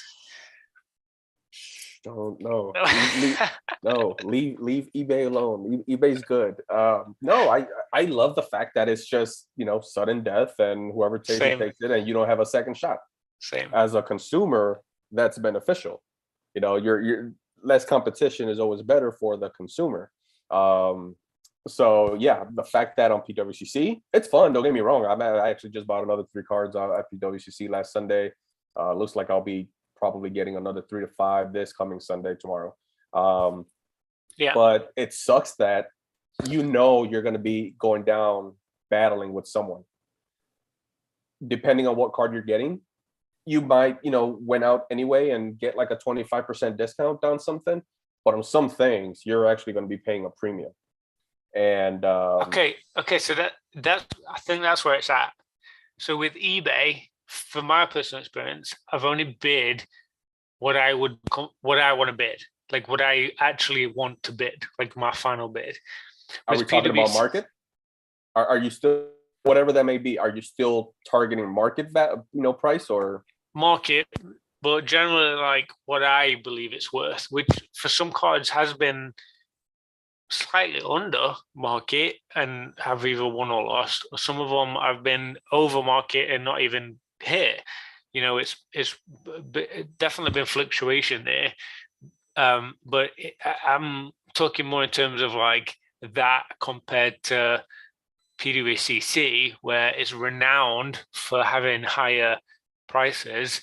Is that because people are bidding what they want and are comfortable with and feel like the market is, and then there's extended bidding where they feel some kind of internal, maybe social pressure of, okay, I already bid and that what I thought wasn't good enough. Like, do I now need to add more because someone else thinks that it's worth more? Like to get extended bidding and now get it. Like, is that why the price is slightly elevated there? Is it some kind of like mental game? I don't know. I think it's good in some ways, but bad in other ways. I just like comparing the two. There's just such to say how similar the platforms are in terms of how they sell. They are vastly different mentality wise. Yeah. Psychology is always a part of auctions, always 100%. Here's something that I've done. And it's, I want to say I'm 2 for 2 as far as this strategy, because I like to think, psychologically, what would work, what would scare off the competition. Say a card is going for, and this is what happened. I'm not going to share the card and what it is. That one's staying under wraps, but it was a $600 card, right? Or I should say, I paid $600 for that card. That card to me is probably $750. When I went into the process, it's you'll start with the 200s, 300s, and then people just start going like up by $1 or $5. They'll start just playing the game, of cat and mouse and just keep going. Once it got to 350, I said, you know what? Screw it. I'm just gonna go in all in, put my max bid, and hopefully it scares them off, because I really wanted this card. Yeah. I put 600, I put 6, or whatever it was, so that at the end of the day, with the premium and whatnot in taxes, it's $600. That's what I wanted to be at. I obviously went a little bit of it. Might have been like 620, but I put that in. No one else bid after that. Now it should have, because at the end of the day, it's a $750 card. But when someone sees that jump from 300 and change to 600, everyone's like, oh, okay. Instead of 600, instead of 350 to 355, oh, I could do $5 more. Oh, I could do, $10 more. No, once you go from 350 to 600, whoa, $250. But it doesn't make sense, because if the right person would have been there, they know that it's a $750 card. Yeah, I'm going to go in and bid. If that guy bid 600, I'm going to go 700, because it should have been that case. But it's just a strategy that I did twice, and it's worked twice. If it's really slow, I'm just going to go deep. And were you thinking this is worth 750 when you did the 600 bid? Say again? Were you thinking that it was worth 750? Oh, sure. That's market. Okay. That's market for that card. That's market for that card. So the fact that I got it essentially for about a 125 off market. Right. You were almost underbidding, really, like, but you felt comfortable there. Like, even if you paid 600, like right at that point, like, yeah, I'd pay that. That's what I'm good at. I think that's the best tactic, honestly, is like where you feel good, where you've kind of analyzed a little bit under, a little bit over, whatever it is. There's some cards tonight that I'm watching this past week or so, and yeah, I don't think I can underbid on. And some of them where they've dropped down a little bit. Base set Pikachu, which is one that I've picked up of, that's been dipping very slowly, dollar by dollar, week by week. It's definitely trickling down there. What's up, Pikachu? Speaking of PWCC and tactics and strategies and whatnot, I'm not going to say the name, but if anyone watched our last live, the record breaking live, we talked about a card that I was putting my bids in. I knew what my top's going to be. I lost it. I'm like, all right, whatever. And then all of a sudden, I don't even Pikachu on his Instagram, on his story, I believe, posted the card. And I'm like, oh, you're the guy that I was going up against and beat me. At the end, he had another guy most likely against this competition, but that card popped up again on PWCC. So Pikachu, you got your one. That's it. You don't need two of them. I'm going after this one a little bit harder. So hopefully I get it. That's fun. Yeah. I'm excited to see how that turns out tomorrow. I'll let you know off of this pipe. Just in case this hits the millions of viewers out there. I don't want any more competition. Yeah, we're in the big leagues now. This already bet on it. So it just showed you up. It just bid you up. That's all it is. I love it. And listen, at the end of the day, I mean, obviously it's disappointing, but that disappointment is like, oh man, oh well, you move on. Part of the chase is like you spent a year, 2 years, 3 years chasing after a card because you just want that perfect price for you. Whatever is working in your head that day, and again, it's relative because whatever was working 3 years ago, most likely you're paying much higher today, right? Feel good about it. Once again, when I paid for this card, I was like, oh, really? $50? Like, but you know what? It's Pikachu, it's Van Gogh, it's awesome artwork. Let's do it. But at the same time, it was like, oh my God, it's $50. Today, whoever's buying this card at a PSA 9, it's like, oh my God, I gotta pay, this amount for this card. It's all relative. So yeah. Which is the old buy what you love, mentality. It's very important because if things go down, then it shouldn't matter. Yeah, I mean, the other part of that is you don't know what you love till you've seen it. Like until you've met that card and seen the artwork or heard the story of it. Talking about Tropical Beach earlier. Like if everybody knew stories of some of the older cards, some of the older promos, and maybe the world collections. A lot of people have never seen the world promo Pikachu's and stuff like that. If people were more involved with those kind of stuff, there would be a lot more demand than just Charizards. Just people just aren't informed. They don't know. They don't consume that content. There's too much out there. Thousands of cards. So as more people start to creep in and get more informed and watch more videos and talk and read more articles and realize, oh, that Screen Pikachu is like pretty cool. Like it's a pretty cool card in any grade. It looks pretty awesome. It's going to become more desirable as it goes on. And how many are getting added in to the grading pile as opposed to how many people are getting more desired, after it. Well, we just talked about the pop report right on that card. And we're looking at sub 2000, right? And 9s and 10s. That we're not even looking at the whole broad picture. For the hype around it, that's very low. Yeah. That's super low considering that it came out in 2018. Yeah. Before the hype. The hype happened 15 months post hype, and you're still looking at sub, PSA 10s for Japanese quality. Yeah, it seems way too low. So either people are keeping it in their back pockets, waiting for the right moment for the right price, which most likely for sure.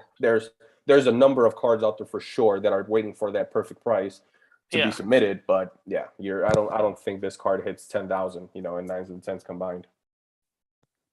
Yeah. Here's the other thing. Sealed collectors are way more prevalent now. In this past 2 years, everything is sealed because of it's going to be worth more in the future because it's sealed because of past price memory of other sets. Older booster boxes need to be that kind of stuff. I don't know how rapid that growth is going to be for modern stuff. For real modern stuff sealed, and something like that where it's already graded. Exactly what it says on the tin. Like literally know exactly what it is, face value. That can very easily for me be a quick sale liquid item. I can't see it drop into a low price ever again. Literally ever. I can't see that card ever being a low price. Yeah, it's for a lot of these, we can use our common sense and know that some of these have their floor, is solid. Their floor is solid. It's not moving, and it's got quite the base under it.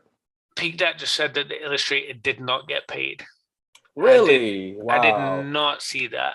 What Peak Dat? You need to give us a little bit more insight into that because I have not seen anything on that. So hold on, give me a second here. I'm gonna step out for a second. Peak Dat, there is some emotions running through my veins right now. You need to elaborate a little bit. 600. I thought it was 900 with the premium. Oh, it went to the second highest bidder. Oh, okay. So someone was bidding crazy high still. That's why it jumped up so much. Wow. Okay. I did not see that. I need to look into a little bit more. I have been in the North Georgia mountains a week, so it's been a little bit crazy. But I want to know who that is. I'm very excited to know who that is, actually. He said what did I miss? He said that it went to the second highest bidder at 600, which is still ridiculously overpriced compared to the recent sales in the past couple of years. So I want to know who it is. That much of a gap? I literally, I don't know how it got bid to 900 if it went for 6 at the second highest bidder, but literally the only thing I can think of right now is that I want to know who it is that paid 600 and got it. I'm so intrigued. I need to change this. Hold on. I screwed up.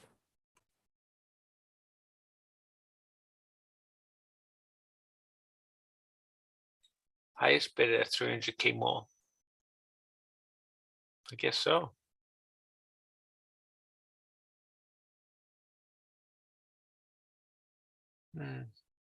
I mean, yeah, maybe it's PWCC show. My initial question, the one that pops into my head when I hear that, does that mean that SM Pratt now brings this price down by 30%? By 33%? Yeah, I mean that's literally exactly. Well, I don't know. It's at 4 million. It's listed at 4 million right now. The premium thing or whatever, but yeah, it's there, So yeah, but why such the gap? 600 and 900. Why the gap? How was that the second? I don't know how their bidding system works, but it seems like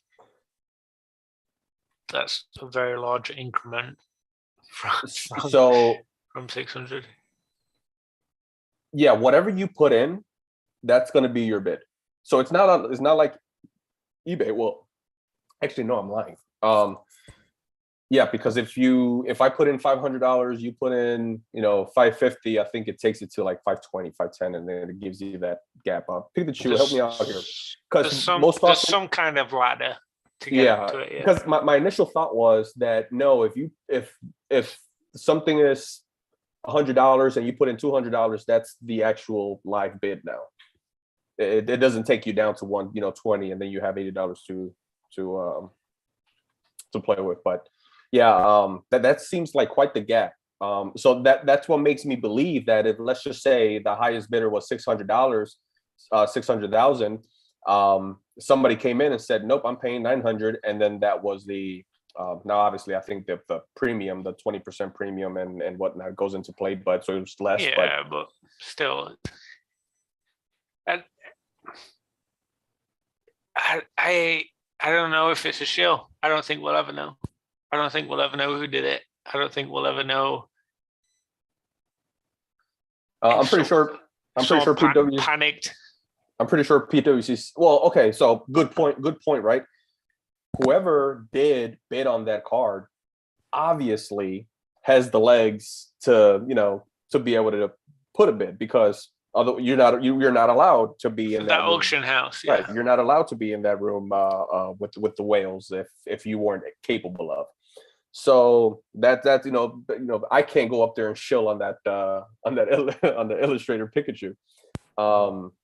So yeah, it's weird that it didn't get paid. Maybe it was a overseas person and they messed up on the conversion rate. PWCC most likely, almost guaranteed, has some sort of a strike system, right? Where if you don't pay for something or what have you, you get banned, or your account gets banned or something along those lines. Yeah, I didn't consider the international buyer, like you were saying, Chief was saying. Okay, that makes sense. Peak saying that once you remove all the show bids, then that's going to be the next, that's the next price. So that makes sense. That makes sense that yeah.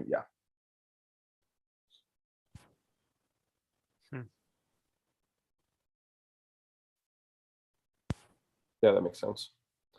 So technically it wouldn't be the second biggest bid. And like if you're going by technicality, it wouldn't be it. But yeah, removing those, the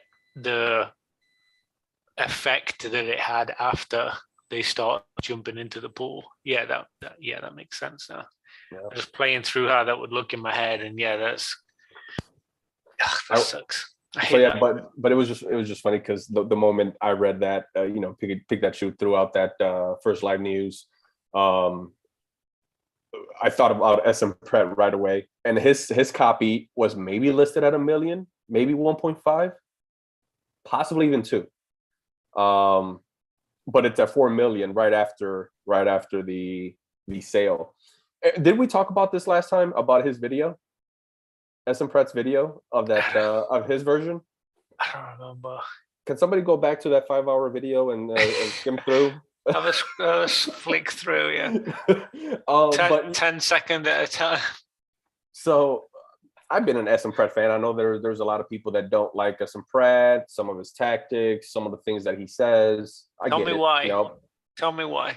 Tell me why you think some people don't like him. Oh, well, yeah. I just said it. It's his tactics. The fact that he's he throws out X products and hypes them up.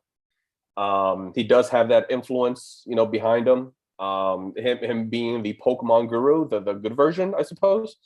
A lot of people, take his word for it, and they just, dive right in. I think Jake has that capability as well, where if he says something, if he puts out a certain item on the screen, people are going to flock to eBay and just take a peek. And a lot of people have that power and influence. So a lot of people don't like SM Pratt because at least Jake is very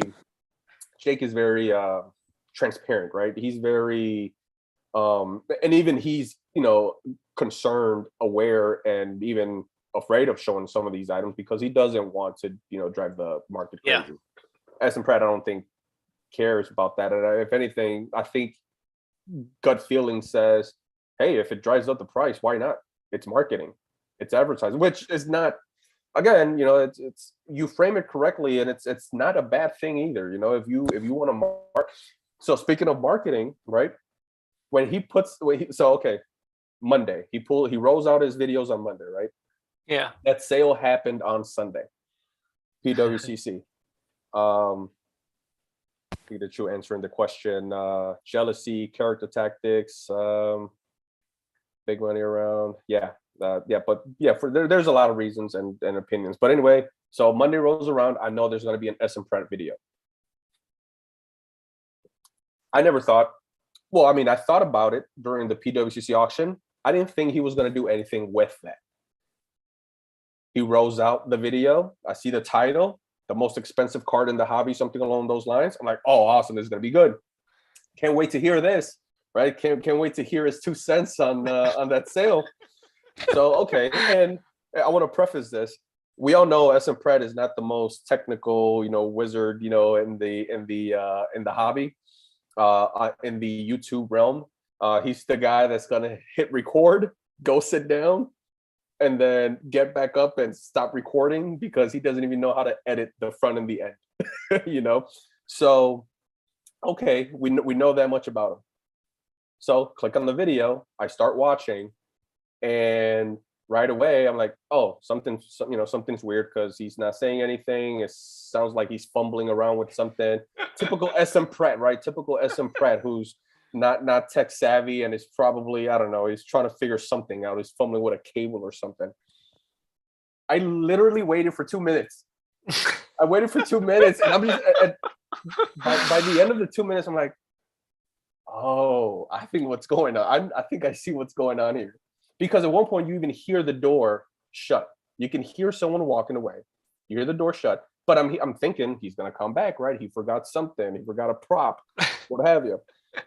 Nothing's happening, and I'm just like, and I'm smiling at this point. I was like, oh, I see what's happening here. My guy is flexing. My guy is making a statement, and what a freaking statement, right? What a freaking statement to just the PSA 7 Illustrator sold for 900,000. What a flex to just put your PSA 9 in front of the screen and don't say a word. Yeah, that's quite the statement. So after the 2 minutes, I said, okay, let me skip over to 5 minutes. No, I waited for 15 seconds. Nothing, no audio. I skimmed towards the end, nothing. And I was like, right away. I said, this could be an accident, right? That it could have been an error of some sort. And he uploaded it. It's happened before. And with other people, and people have to notify them, hey, you have no audio or what have you. Regardless, I said, this might be an accident, but I'm going to go into the comments and I'm just going to put in Savage. Because I feel like I know exactly what's going on here. I know exactly what's going on here. I know exactly what he's doing. This is a flex. This is a statement video without saying a single word.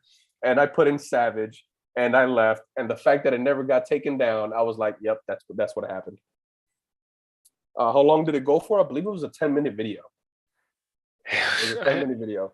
It lasted for a little while. His analytics must have been like a peak right at the beginning of people starting and watching and wondering what's going on, and then like skip, and then another skip, and then another skip, and just like people just like vanishing, like I don't know what's going on. A lot of people there just like, oh, I can't hear anything, nothing's happening, like I'm just gonna get out and go. Yeah. But the people that like understood for the few seconds that were in there know exactly what was going on with that video. It was deep, sharp content for something that was doing nothing. Like it was very clear what it was after. Yeah, I mean, some of my favorite comments in the comment section, like one of them just in almost every single comment has something along the lines of always appreciate the perspective as a Pratt, thank you, or on that one or as a Pratt, well said. Could I have said it better myself? I mean, that comment section on that video, go check it out. That's the most entertaining part of that whole video is the comment section. It is hilarious. That's awesome. Yeah, I mean, he does get a lot of praise in his comments too. Like on general videos, people love Scott. They really do. They love him, and I think the admiration there is, for me, on my perspective, is that he takes it serious. He does joke around a little bit. He's a little bit candid almost in some videos, but he talks seriously, and you can tell that he truly like takes everything that he does seriously, and it has for a while. Like there is like an earthly version of him when it comes to it, and not the hype or the excitement or emotion. Like there's very little emotion other than frustration for the most part that I've seen from him. I found SM Pratt when he was maybe 5 videos in. And Wow. like PK says, right? His famous, one of his, to quote PK, you really got to be down a rabbit hole to find this YouTube channel, to find Pokemon knowledge. And I was in such a rabbit hole, to find SM Pratt 5 videos in. I would have to see what the title for that was in order for me to like gauge what I was thinking, what I was looking for. But then, I went back because I was right away with the one video. I was like, whoa, this guy different, gets it. It's engaging. It's like you said, he's serious, and I feel like I've learned quite a few things from SM Pratt for sure. Oh yeah. Like one of my favorites is, put yourself in a position to never have to sell. Yep. We had this conversation for sure last time that, my goal is to never have to sell because I don't need the money. I want to be in that fortunate situation where I never have to sell. Right. That would be beautiful. And there's no worry if the market crashed tomorrow. No worries. I'm not relying on selling that card for $30 tomorrow. Like, as long as you're in a position where even if you don't, everything crashed and went to zero, you'd still be like, okay, I didn't lose money. All I lost is the extra money that I put in there, and this is stuff that I wanted for me anyway. If you're in that level, golden. But that is terrifying for the people that have serious books reliant on the future involved in that, which I would think sure. I would think Scott has some investment involved in some of his collection. Like, I don't think it's all collection. See you peek.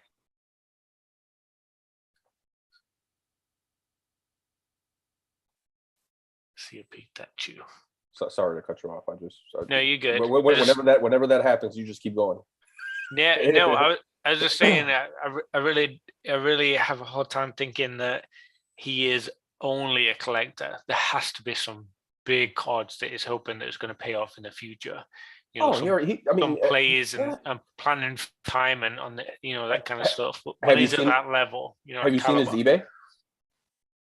I've seen some of the cards and I haven't got to scroll through all of it. But forget the regular inventory that he has to sell, which he's. I mean, I don't know. So, this isn't just my opinion, but he's got to have boatloads of stuff that he can sell today. Grab a percent, take a percent off the table, sell it today, save another percent for the next year, save another percent for another. This is what I picture with SM Pratt. Okay, so that's the other thing though. How on is that eBay account? Because are you talking about the one that he just consignments from? Because I have a feeling that he doesn't have other stuff listed that is probably some big money stuff. So, to my knowledge, in deposits, whatever it is, like. But the fact that this guy nobody knows of. Yeah, but the fact that this guy's got the trophies listed on his on his eBay. Now, obviously, you can list anything and just take a picture and put it on your thing. But does he own them? And that's what I'm getting at. But I think it's safe to say, like a guy with his type of following and the level that he's at in the hobby, it would be very risky for him to lie about that.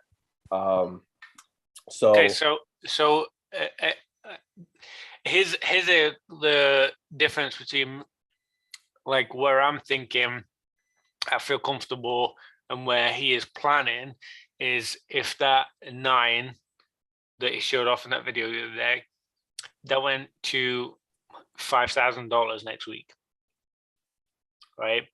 Which is not going to happen.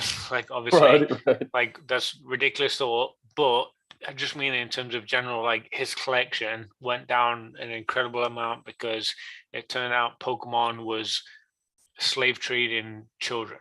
Like something crazy happened, market blew up, everything went to, everything went to the bottom. Like Pokemon's over, game over, just like TY, Beanie Babies, everything game over. Would he be okay for the rest of his life, like financially, or would he be in a position where he'd constantly trying to recoup money that maybe he's borrowed or someone has invested in him, or what position is he truly in with the stuff that he has? Because I don't know.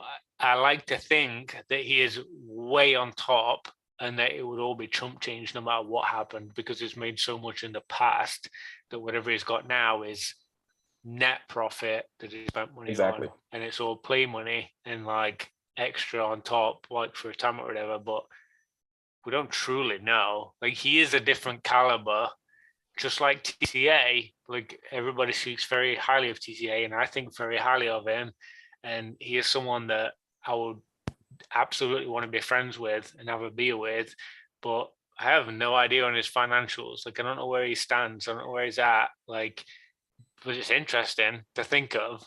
But these guys that you're mentioning, the crazy scenario that everything goes to zero and it's worthless. These guys are set. Whatever assets they have, whatever assets they have already accumulated, they're set. Right? Whatever liquid cash, whatever they have in their accounts, whatever they have in, throwing in investments, what have you. And we're not talking about Pokemon here. Yeah, these guys are set. Guys like, once again, TCA, SM Prats, these guys are set from the hobby. And maybe, who knows? Maybe they've done things, outside of the hobby that, have made them very successful. But just from the hobby alone, if you're walking away with $1 million cash, but you're stuck with all this product, you're walking away with $1 million cash. Yeah. So it's you're okay.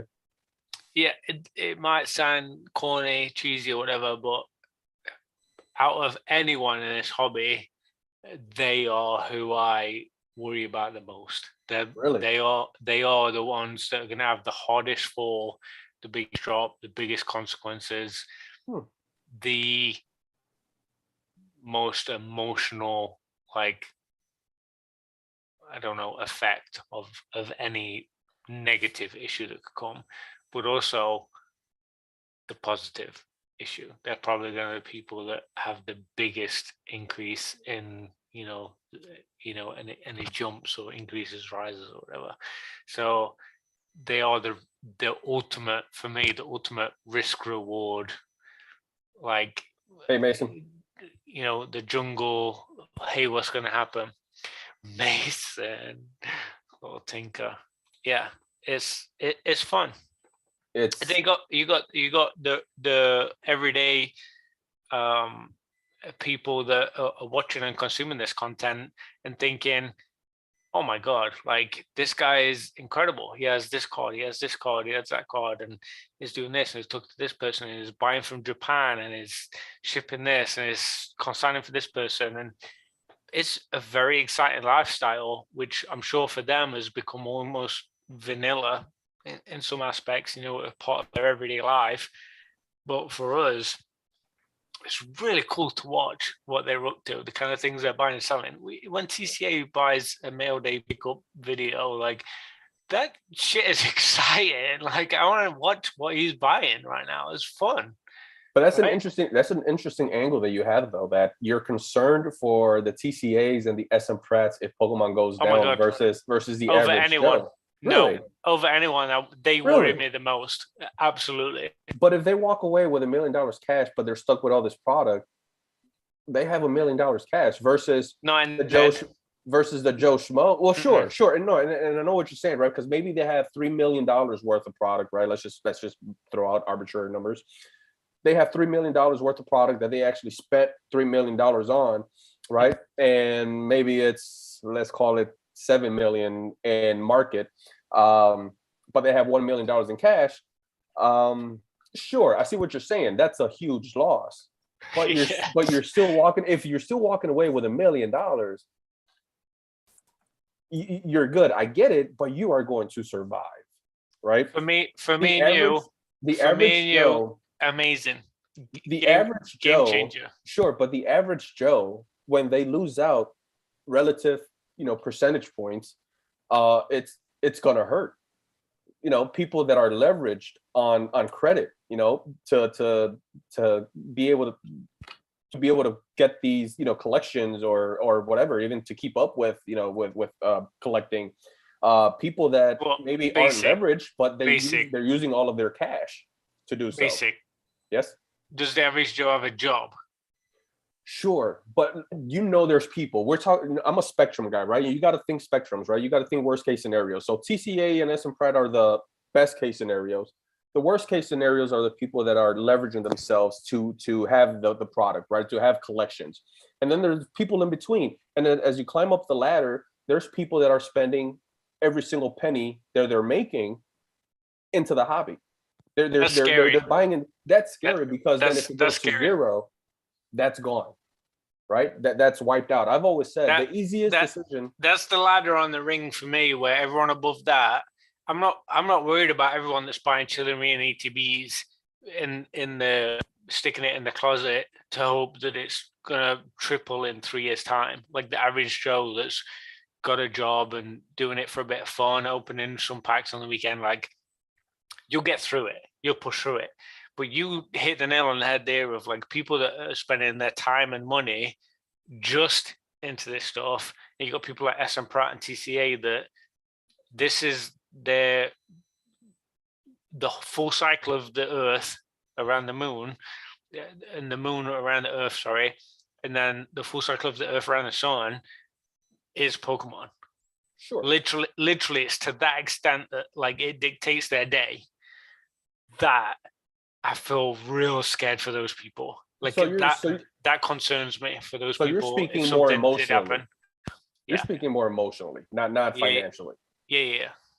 I guess that would be the repercussion, but yeah. And I mean, it would affect all of us emotionally, right? I mean, anyone that all of a sudden, if you're throwing all your money into Pokemon today, just because you love it and it's cool, awesome, but then all of a sudden it goes down to zero and you realize you no longer have $5,000 worth of product, $10,000 worth of product that you can't, in a worst case scenario situation, you can just sell it off. I've always said, I don't want to sell my collection. I don't want to be put in that position. I want to put myself in a position to never have to sell. But it would be the easiest decision to make in order to feed the family, keep a roof over our heads. Done. Those things, it's the easiest decision to make. But yeah, But if I had to do it, but if it was the other way around, maybe not my specific situation, but a person that's using their paycheck, they're using their check constantly to buy, collectibles, and they don't have $500 in their savings account. And then all of a sudden today they have 20K in product, and then tomorrow they have $500. What do you do? That's a big hit. That's an emotional hit as well, right? At the same time, I mean, emotionally, that's a wreck. It gives me goosebumps. Yeah, I can't. Yeah, I mean, I like genuinely care about that aspect of it, and it it affects me on that level. Like I really do worry about it. But there is the other part of there's so many people joining and involved in this right now, and people say IP, in like intellectual property, like there's so many people involved in Pokemon and Pokemon cards right now that I really can't imagine it dying off, and not anytime soon. Like I think it's going to be years until, I know you've talked about it in the future, potentially happening, but right now it's not going anywhere. It's not going anywhere. I mean, whether that's 1 to 5 years, like right now, we're still pretty hot and heavy. Brilliant Stars was was a pretty good example of that. How many people sure. got excited about it, just the hype about it. I am worried. There's on my list. Something I want to ask you about was, the Astral. Is it Astral Radiance? The next set, I forget. The next set. I think it's Astral Radiance. I did want to ask you if I was curious on if it was going to be kind of like a next Fusion Strike that was kind of like sandwiched next to a really hype, exciting, fun set, and then a really good set. But when it's in comparison and right next to an incredible set, which Brilliant Stars really is an incredible set when you're talking about the kind of cards and the trainer stuff and all the fun little alternates and stuff that are in there. There's just so many fun cards. Astral Radiance has got a lot to live up to. So I'm looking at the Japanese set as we speak on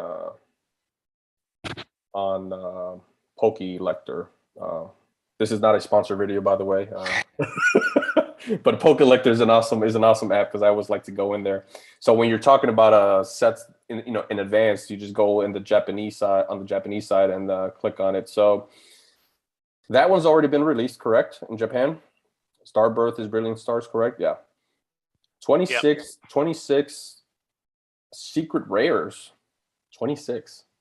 Remember when secret rares were only like 1 or 2 of them per set? I mean, the first one in Team Rocket, we got Raichu. The first ever. There's one. Like 26. Want to go back to the OG? Like, it's a whole different world now. So yeah, as I'm gonna grab a couple of these Japanese packs. Let's yeah. Go ahead. As I'm just gonna go ahead and talk about this set here. Yeah, 26 secret rares. Let's see. We got 6 rainbows, 3 trainers, 3 VA, 3 Pokemon. Let's see. Typhlosion. What's this guy? Oh, Decidueye. That's cool. I like Decidueye. Decidueye is pretty dope Pokemon. And actually, no, it's cool. Samurai. All right. Yeah, you got a few cool cards. Some nice alts.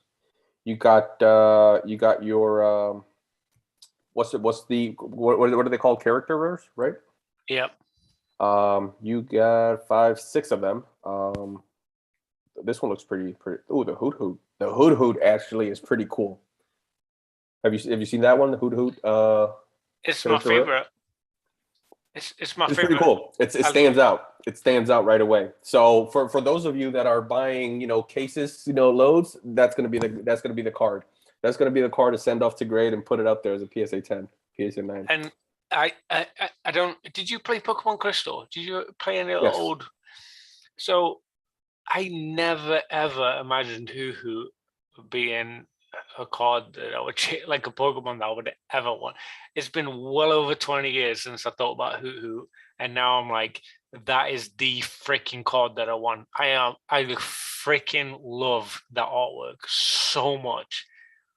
So this is the first time me taking a peek at these cards. As I'm scrolling, it just stands out. And as you're scrolling, you're looking at, at least 20 cards at a time. Mm-hmm. And it stands out from the crowd, even though it's so small. It stands out from the crowd. So I had to click on it. Once I clicked on it, I was like, whoa, that's an awesome art. Someone released, I think it was yesterday or today, the full artwork. There's like a full, I guess you can make a canvas out of it, and it's like the card size in the middle of it, but the full artwork, and there's like the clouds or whatever in the background, the mountains that it's on with it. I don't know what it would be, like rocks, mountains, whatever it's called, the little cliff things, and it looks literally incredible. I mean, it's art. Like, there's some cards that I look at and I'm like, yeah, it looks cool, whatever, but it looks fine, or that's boring, that's vanilla. But there's some pictures that I see in Pokemon right now where I'm like, I literally own a piece of art. And that is one card where I'm like, that's artwork, genuinely artwork. And that is something that I just truly love. I really enjoy it. You put that card in a slab. I'm a slab guy. You don't have to. Oh my God. You Yeah. put that guy in a slab and you put it in your room with every other slab. This card stands out. This card does stand out. A hoot hoot. This is Mason. Is Mason still in the chat? Mason. Yeah, you're gonna have to open hella cases and get this one card because this is gonna fetch a premium. I can already feel it. I can feel it. The one that comes to a second, close second, is the Rose Raid. That's a pretty cool art forest in the background. It's number 60 out of 67, so the first secret rare. I do like that art as well. That was pretty cool. Mason's such a legend. I love him. For real though, like, oh my God, I love that card so much. Okay, let's open a double blaze pack. Oh, let's do it. None of this ASMR. Rip. All right, we've got a little jiggly wiggly Cubone. Oh, oddish. Persian. Okay. All right, nothing exciting.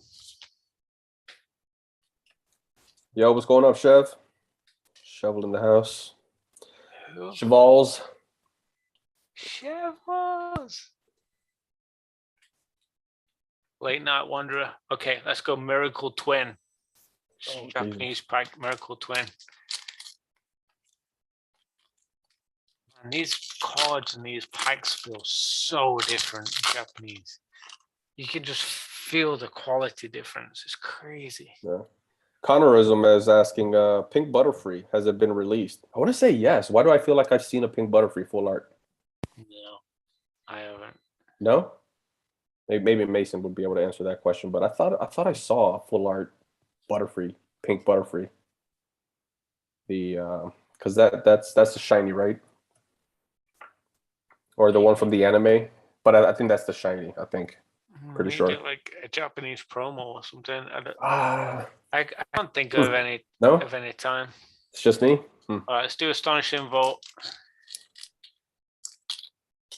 Sounds real weird in my accent. Astonishing Vote. Oh, jeez. Japanese packs are legit.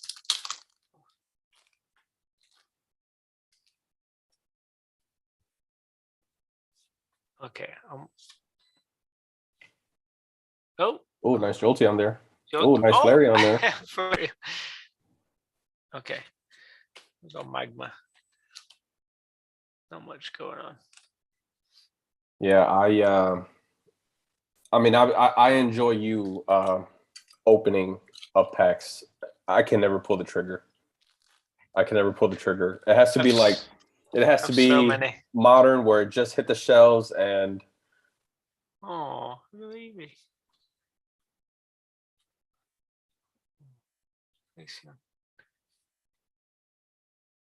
Was that Decidueye? Yep. I'm such a Decidueye fan. I like Decidueye. Decidueye. When Sun and Moon came out, yeah, Decidueye. Oh, bro, not a single hit. Decidueye. Gambling. Right, let's grab the others. Uh-oh. Grab the most expensive ETV. No, I'm just kidding. I don't think you heard me. I said grab the most expensive ETB and crack it. I'm just kidding. Which would be? Don't even look back there. Turn back around. Why not? No, do not. I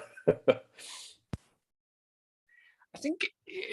Okay, Mason. Going back to the Butterfree, they had a card in Burning Shadows that had the last scene from the Bye Bye Butterfree. That's the episode. Bye Bye Butterfree. Wait, it wasn't pink, was it? I thought I saw the Pink Butterfree somewhere.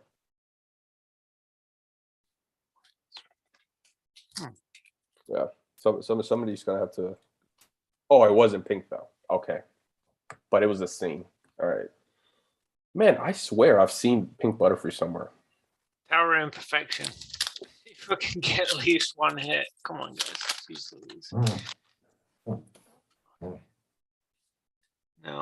Jiggly. No. No. Oh, come on. Jeez Louise.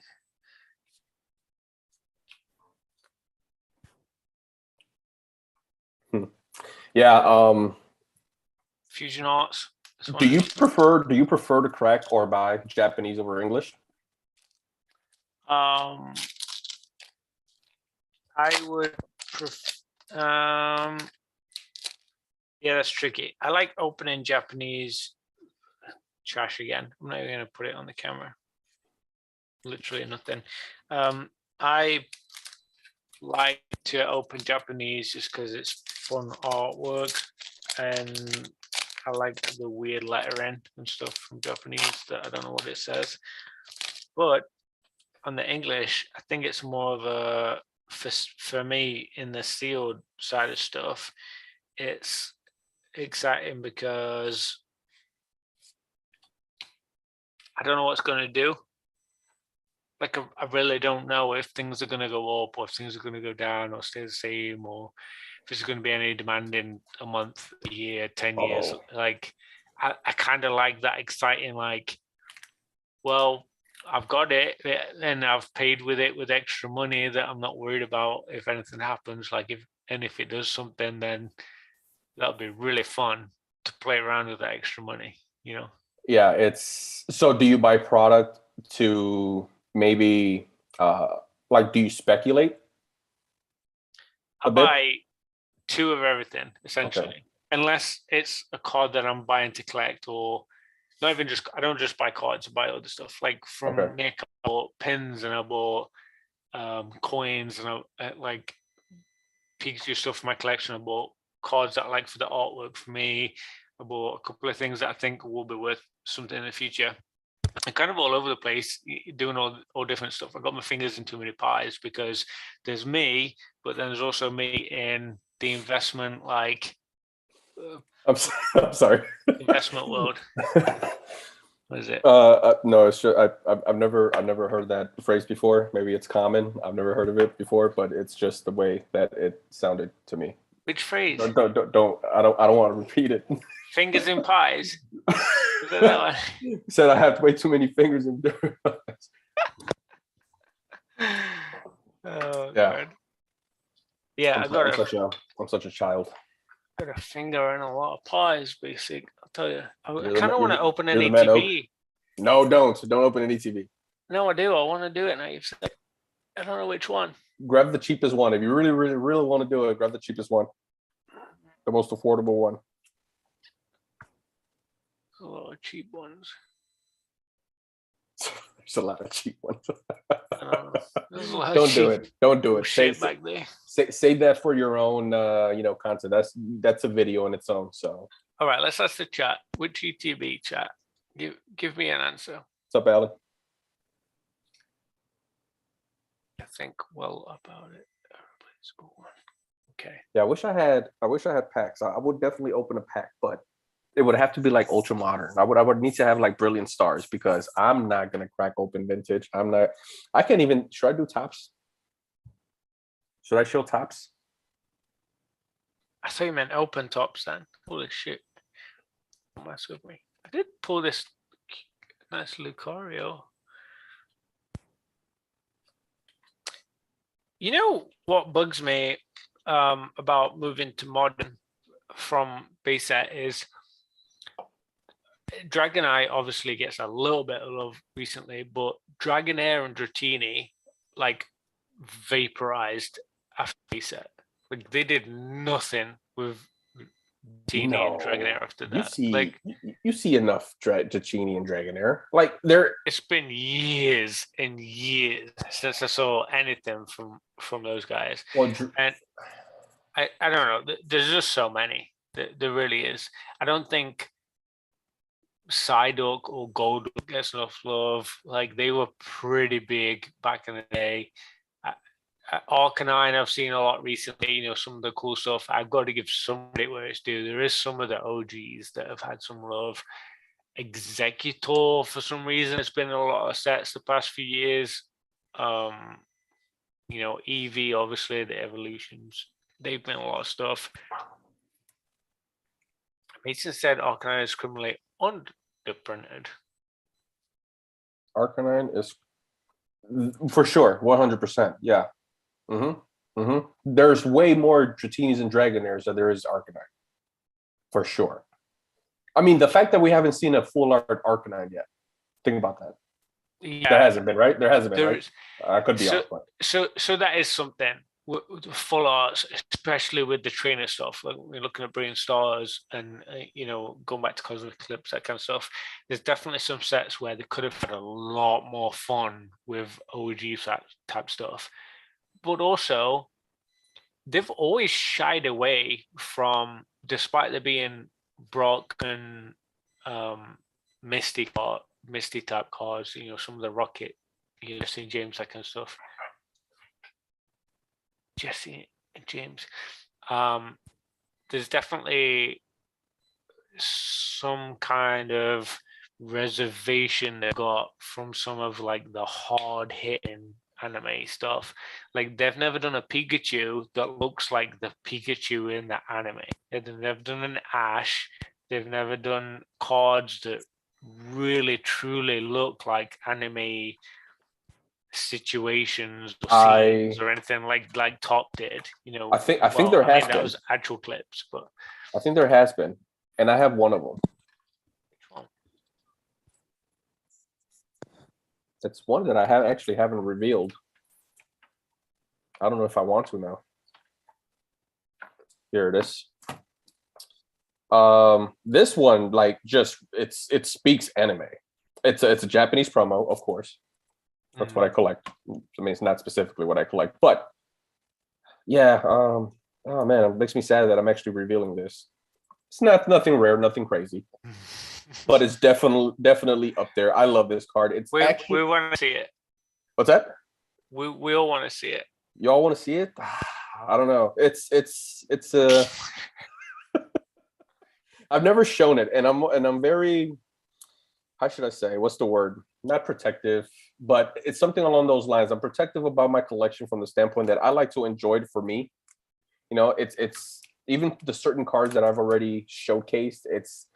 It's just for fun conversation, but I guess this is fun conversation, right? I guess this is for the hobby, right? Who cares? Who the hell cares? But all right, here it is.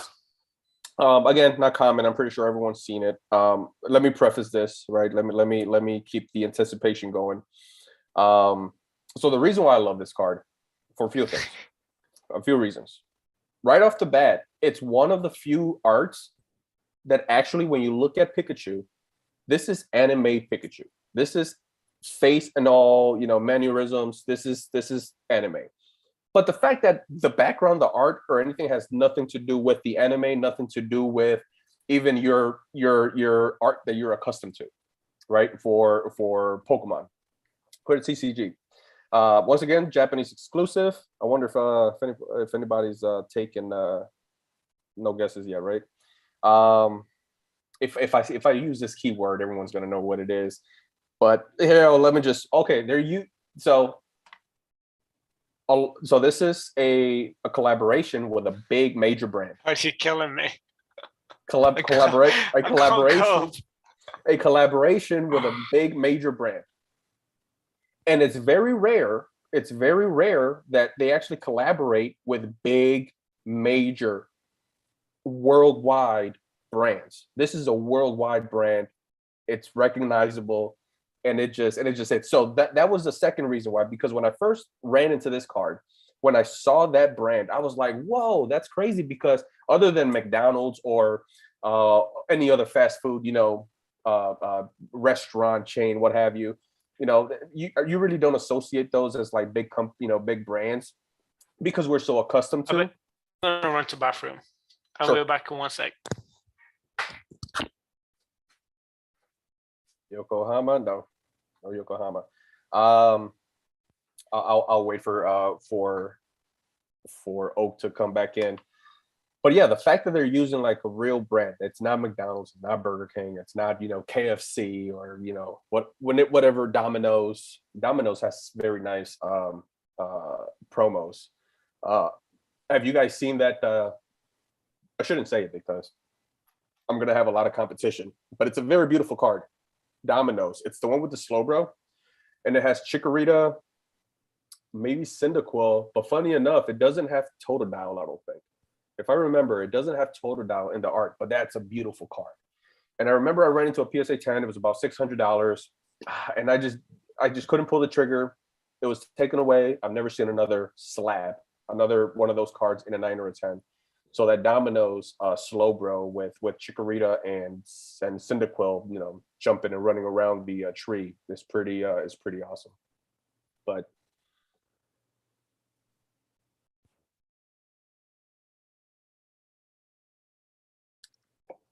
yeah, pretty cool that you guys are in here. Oh, I'm gonna show it. I'm gonna show it for sure. You know, it's yeah. I'm not a gatekeeper, right? I don't like to gatekeep, but I do like the fact that a lot of these cards, like no one knows that I have them. 90% of my cards, like I never showcase them. I never put them on Instagram. I showcase like your average stuff. I showcase the stuff that pretty much everyone has. So, all right, you ready? You ready, Oak? Connor said I'm in on it. All right. So you mentioned that, you know, there's no Pikachu that resembles the anime Pikachu, right? Right. This is Pikachu from the anime, but it's just weird in the way that it's being used. But it's a freaking cool art. So here it is. It's again, everyone's probably seen it. Oh, Pikachu on the board. How the hell did you? How did you get a Japanese version of Pikachu on the ball? Well, what do you mean? That's this is so if you look at the year, it's 2014. This is 2014. Wait, what? This is 2014. This is not the newer the model. I have never seen this card before. To be quite honest, I have a lot of stuff that probably a lot of people haven't seen. And it's nothing crazy. Again, nothing crazy, nothing rare. I do not doubt that at all. Yeah, nothing crazy, nothing like, you know, no 5-figure, you know, cards. But cards like these, this is the stuff that I love to pick up because the moment I see it, it speaks. The first thing I noticed, which is what made me now do the reveal for the first time, is that this is anime Pikachu. This is that guy. This is our guy from the anime. But the fact that it's being used for Adidas, right? That's what actually was the second point to me. I was like, whoa, I've never seen Pokemon other than your fast food chains. I've never seen Pokemon collaborate with another brand that I'm aware of, right? I'm pretty sure there's plenty of them and I just don't have the knowledge, but I'm like, this is pretty cool. He's playing soccer. You know, I'm a soccer fan. I love it. Especially World Cups. I go crazy in World Cups. It's pretty awesome. I want it. Yeah. And so like, just give me a price right now. Well, yeah, that's not happening, man. But I do appreciate that. I picked this up so many years ago. Please stop. I can't even cope. I literally have never seen that card. I did not know that there was a soccer version of Pikachu from 2014. Mason is a thick Pikachu. Thick Pikachu is pretty spicy. But oh my God, hang on, let me close my door 1 second. I'll wait till O comes back. But there's another cool feature.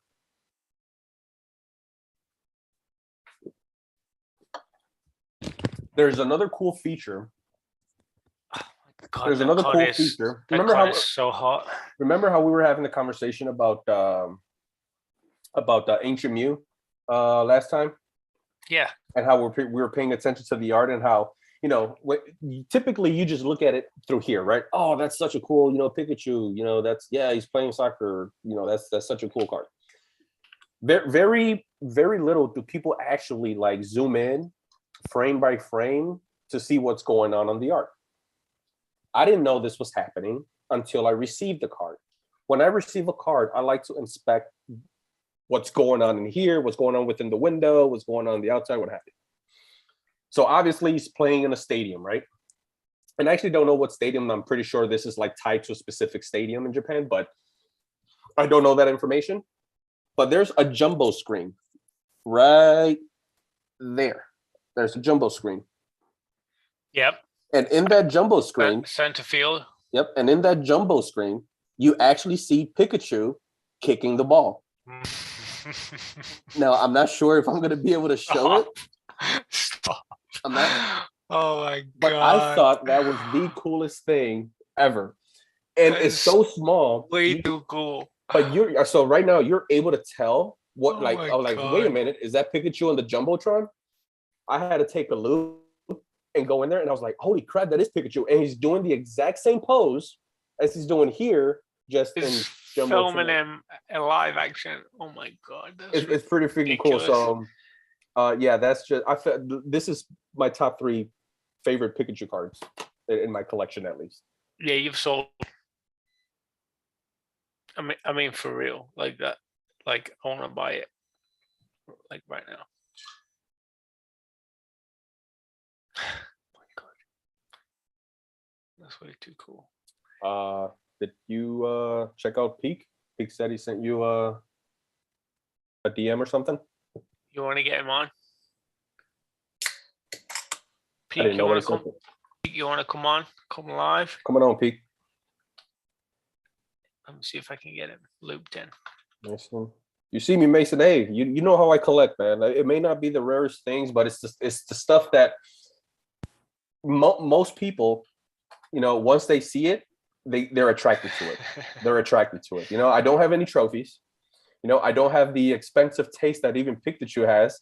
But it's these are the types of things that you go to, you line up 100 collectors, and maybe only if 10% have this card, then that to me is a lot. Not a lot of people have them.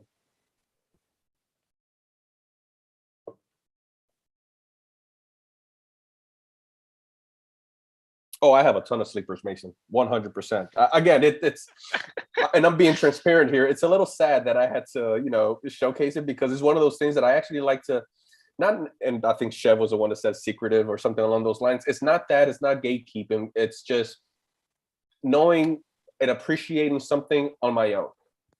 I think, who was it? Rock Pokemon. Shout out to Rock Pokemon. I told him, hey, how come you don't do the reveal of your actual returns, live or on your, or just pre-recorded? But how come you do your reveals on your own and you're not actually doing it live? I think that's a very cool reaction, because that's something I would do. I would do that, right? Of course. He said, no, that's something that's intimate personally. That is something that's just for me at that very moment, that I don't want to share with people. Once I open it, then the people can know. But that for one very moment that I'm opening up my returns and it's my cards and I'm getting to see it for the first time, I want it to be intimate. And once again, right, I've been saying it for like a couple weeks now. The romance in the hobby is what it's all about, and we all look at things very differently. And those types of words is what speaks to me, is when you can make something intimate. And this is something along those lines. Is like, I've never revealed this card. This is the first time I've ever revealed this card. And it's always, it does feel like I want to keep things intimate, with my own collection and my own self. So I have a ton of sleepers.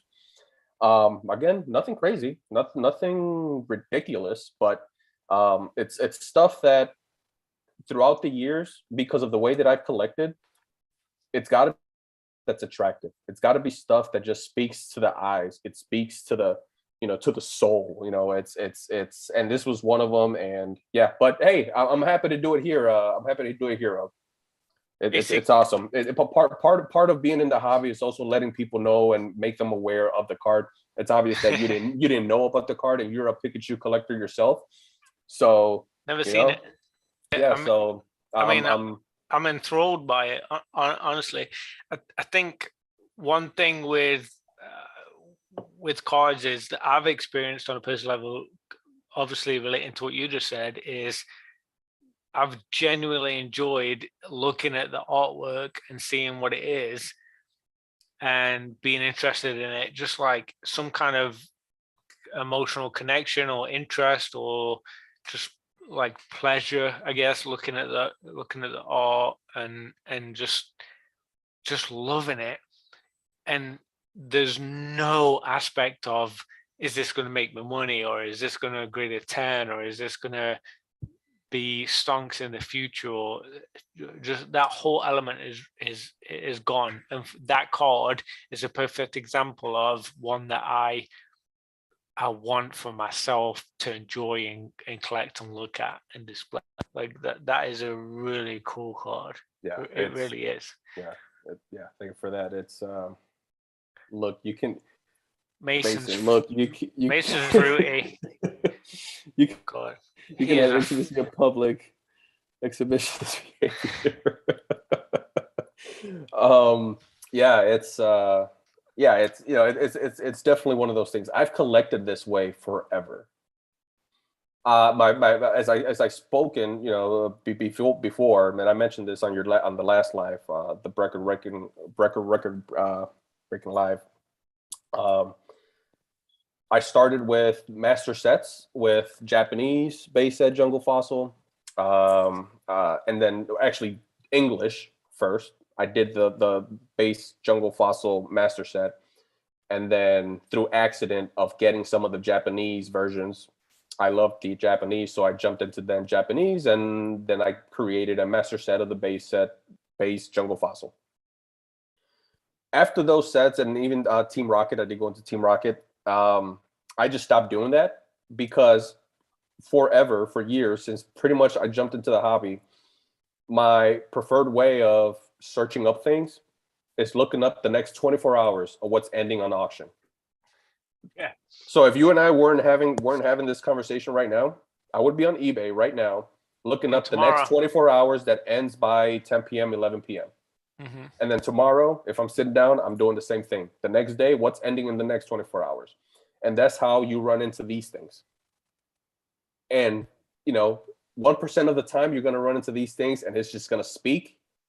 And you may not get it that one time. You may not, because, I've always been a person that like, oh, price, I don't know where they're supposed to be going. I don't know if I'm overpaying. But, eventually you do a little bit of homework, you see more copies, you see what's out there available, best offers and whatnot. Then you want, I add it to my want list, and then at some point it happens. So this is the way that I've been collecting for forever. You know what's funny about you saying that is the Cool Train Ryan and PokeRev talking about on PK's live streams, talking about how they searched Pokemon, literally just Pokemon, and newest listed on eBay. How much shit they must have gone through, just scrolling every day, every hour, every minute, just going through. I mean, I did it a year, 2 years ago, I don't know, a while ago, and I remember thinking like, God, there's so much garbage, like there's so much bullshit I'm having to go through right now. And right now, I can't even imagine, that must be like 50-fold, like way bigger volume in terms of how many people are listening just with the word Pokemon on eBay. Yep. Not even just cards. There's everything. Everyone's trying to cash in. Excuse me. Everyone's trying to cash in on eBay right now. And yeah, I just can't imagine that volume of trying to like find that one little secretive, like, I got the hiccups again. Sorry. I think we're at the point of the live where we're hiccuping with all the drinks flowing. The bourbon did it. Yeah, I mean, seriously, like we're at the point of eBay where you cannot search Pokemon anymore. Like there's just too much craziness going on. There's too many eyes in it, too many people's wallets in it, too many people's bank accounts, too many people wanting to grab and make $5, $10. It just isn't a realistic, I don't know, a realistic hobby anymore. It's buying and selling. Even just trying to collect, you're buying at market value to collect now. Yeah. It's part of the fun though, because it makes it harder to buy.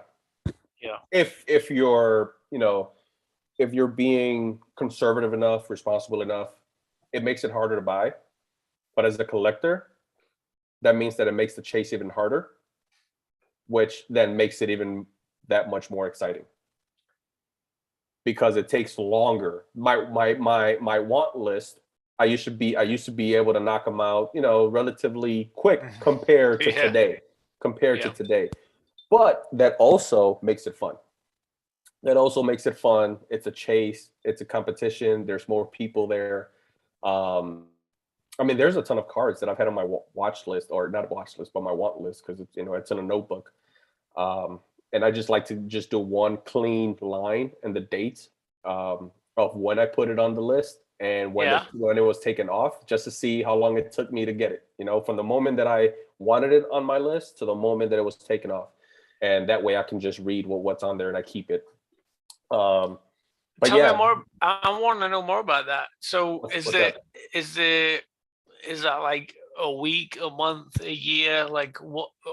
Like how are you? Have you looked into any of those numbers in terms of the stuff? Obviously, there's some higher popularity stuff. Okay, so I don't mind. I don't mind showing this one because I think I showed it last time. I think I had already shown it on who was it? I think it was Boba Squad.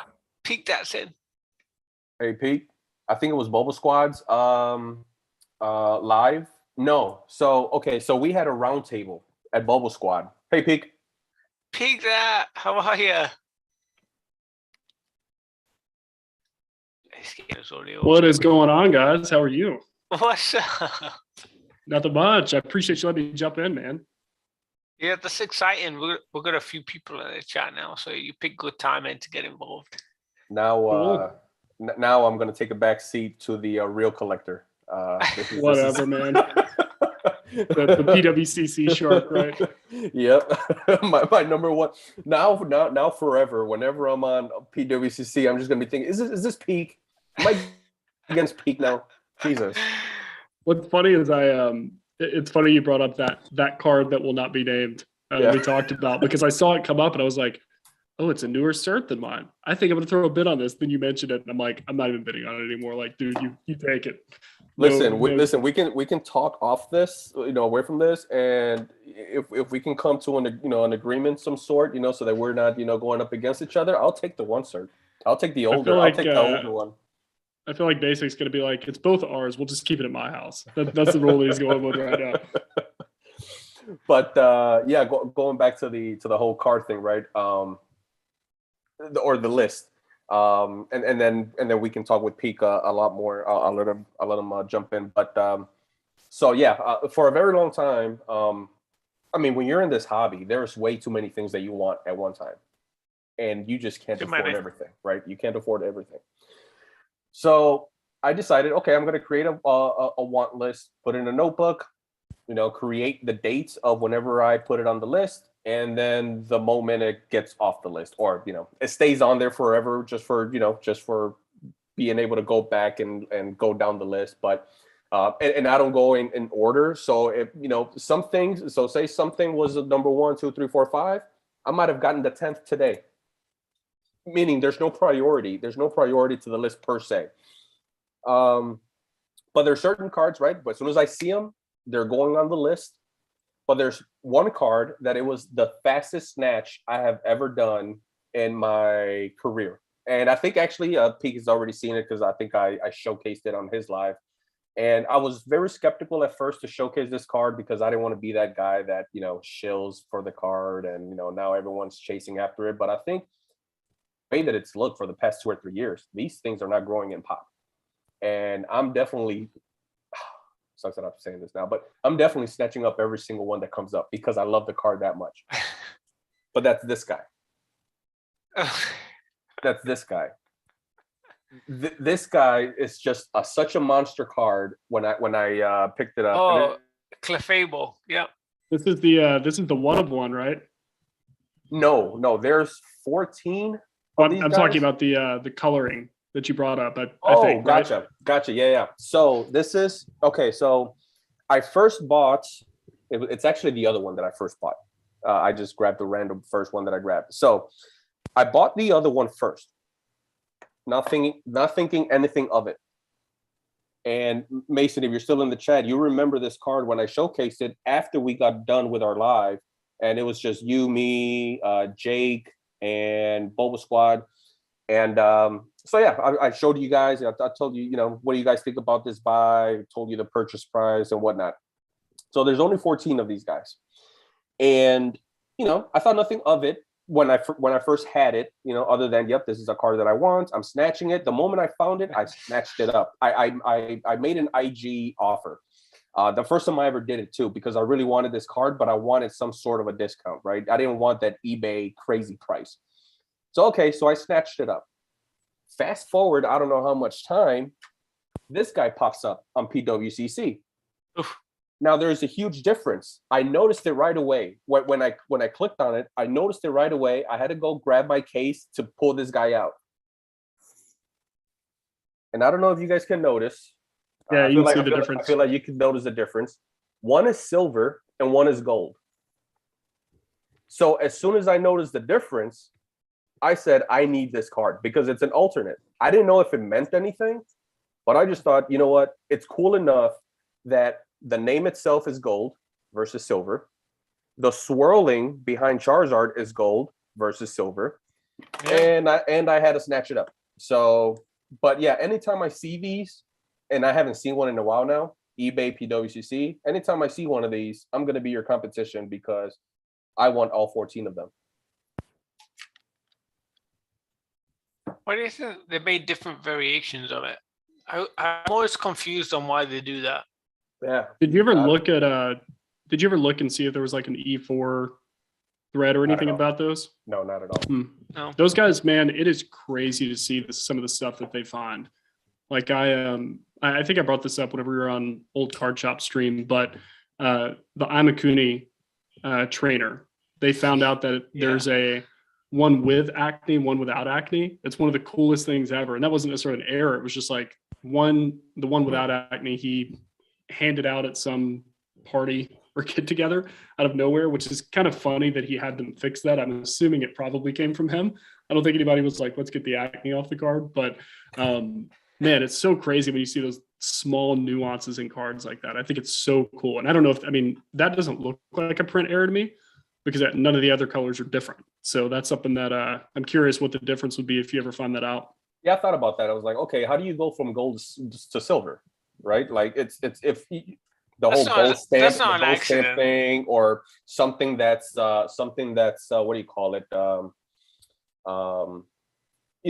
your Charizards. If you look at base set Charizard, there's one that has a deep red and then one that's like very light.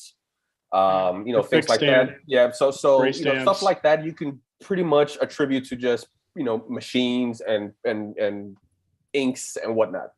How do you go from gold to silver? Right? Yeah. That doesn't, I don't think that transfers over like that. No accident. That's not some thick, thin, whatever, print, like we're saying, no print error. Like that's a very clear definition of a different variation. It really is that clear. Yeah, it makes me curious to try and find one now. Basically I've talked about this a good amount, but I love the chase. I love the hunt on stuff. And unfortunately, if I found it, I'd have to be like, well, do I send this to him? Do I just pick it up and go, one of two, my man, whatever. But no, it's super cool that you found that out and you even noticed it. I can't even say that I would have probably noticed, or if you picked that one up and didn't pick another up, you might not have even noticed that either. So I think that's super cool. Yeah, it was when I picked up mine, again, not thinking about gold or silver because I had no clue at that point. I did notice right away though. I was like, oh, it's gold. It's pretty cool, right? The gold is pretty shiny. When you actually have it in hand, the bit, especially my camera, is not going to do it justice. The gold on this card. It wasn't until I clicked on the PWCC version with no intentions of buying it. It wasn't until I clicked on it and right away it hit me. I was like, wait a minute. I was like, I didn't think mine was silver. Like, wait, what? Grab my card. Yep, it's gold. Looked at the card on PWCC. Yep, it's silver. Like very blatant silver. So at that point, I made the decision, well, with only 14 copies in total, because PSA doesn't distinguish, silver versus gold. It's the same card. It's the same. They're both in the same pop. Why not? I think we had this conversation, right, Pete, that they don't distinguish the they're all over the place, man. You look at some of those old cert cards that they graded, and one of the prime examples two main examples I always find is Ancient Mew is horrific. Like if you go through those pop reports, because there's 4 total variants of it. But if you look at especially the Japanese, it's insanity. Because you've got one corrected, you've got Nintendo. You've got Nintendo, you've got one corrected, then you have 2. And if you try to go through, the APR on any of those, you're going to see the sales data is completely screwed up. That is one thing that I wish they would focus maybe on too, once they get caught up, if they ever get caught up with all these, resources they're putting in, if they would go back and maybe clean up some of these pops. So we've got accurate sales data. Because that's one thing I don't think a lot of people realize is that some of those pop reports are so mislabeled that everything is just completely mixed in. So one of the things that falls under kind of what you guys hear me preach about all the time are worlds cards, right? And I'm actually breaking my own rule here. I think I threw in the chat, like, leave all worlds conversations out of this, but I'm going to break that rule. But for example, like the 2004. Pete, I've seen your 2000s world collection of Pikachu. Dude. Like, oh yeah. They're fun, man. It's they're super fun. Yeah, super fun cards, dude. But the 04 Tropical Wind specifically. So you have the spectator copy, which doesn't have the gold Worlds 04 on it. And then you have, the stamped copy, which was given to competitors. If you go into the APR data, the first Nintendo, that was the first Nintendo Worlds. It's my favorite year, man. It's beautiful. That story, love the art. It's the closest art to the TMB, in my opinion. That and 08 are pretty close. But if you go to the pop report or you go to the APR, it's completely wrong. They added a no stamp to the label, like after they just labeled them all Tropical Wind. So for anybody trying to look around, there may be, and I've had this happen occasionally, people are like, this card sells for $50 raw. And I'm like, no, it doesn't. I was like, you're the wrong, and I've had to explain that. And I take the time, usually if anybody asks me, I'll sit there and talk to somebody for an hour just through, Instagram or Discord, just kind of explaining, no, this is what you have to look for. But yeah, that's one thing I wish they would adjust. And I can understand to a certain extent errors maybe that weren't purposeful, but the ones that were purposeful, I don't understand why they couldn't just go back and fix that. But I don't know. Yeah. Hopefully maybe that's on the horizon. Seems simple, right? Well, yeah, we're not doing it. So it's super easy. They could do it tomorrow, right? The one argument about, PSA 10s, garnering a premium is that it's probably as close as 100% accurate as it's going to get. And the only way it's not accurate is if one got destroyed, through by accident, thrown in the trash, fires, what have you, stolen, and then it, disappeared forever. Other than that, those crazy scenarios, they're as close as 100% as you're going to get. PSA 9's different story, and then it just gets worse and worse as you go down the line. But yeah, PSA's all over the place. I have an example that I'm kind of proud of, but it's dumb. It has no value other than my own dumb thinking and the way that I have it. So I'm a big fan of Burger King cards, right? I'm a big fan of Burger King cards. It's very nostalgic to me. And this was the very first Charizard BK card to ever come on eBay. Okay. This is the first one to ever come on eBay. Okay. Now here's the weirder story. This is not the weird story yet, because there's many in the pop, correct? At this point, right? There's many that have been graded. This will forever be a pop 1. It's currently pop 1, and there will never be a pop 1 in the 10 because they never marked it as unperforated. The label's different. The label, yeah. So because it was the very first Charizard BK graded, they never recognized it as, perforated versus unperforated and all of that. So until now, but because this is already this label already exists, this is a pop 1. If I just looked it up right now just to make sure, it's a pop 1. But if you look at unperforated, there's whatever 30, 40, 50, 100, whatever there are right now. Dude, I'll show you guys here's a pop 1 just to show it hard. I don't know if you guys can see it. So here's the thing. I got a was 6 looking on at this, and I, actually my I video's was not looking mirrored. at But this on your Instagram earlier, and that is dude, this a was so beautiful disappointing. card. It's a great card, so disappointing. So it's hard to see because my monitor like glares it. And I don't have my video flipped. 6 is out the window. No, there's a dent. There's an indent on this somewhere, and I can't find it. Irrelevant. I literally looked at the grade before because I did a live like PSA return. I didn't do that. I didn't look at the grades. Of course, I looked at the grades. I only remembered this one because this was the one that I was so disappointed in because I pulled this out of a first edition Kickstarter pack. And not to go on a MetaZoo rant, but it's one of those things where I usually look over my cards pretty thoroughly. And even when I got this back, I've looked, I can't find it. So it is the cleanest 6 I've ever seen. So I don't know what happened. But currently this is the only graded example of this card. So that's why it adds more to that disappointment. It was like, I was hoping I'd get maybe an 8, 9, in a perfect world 10.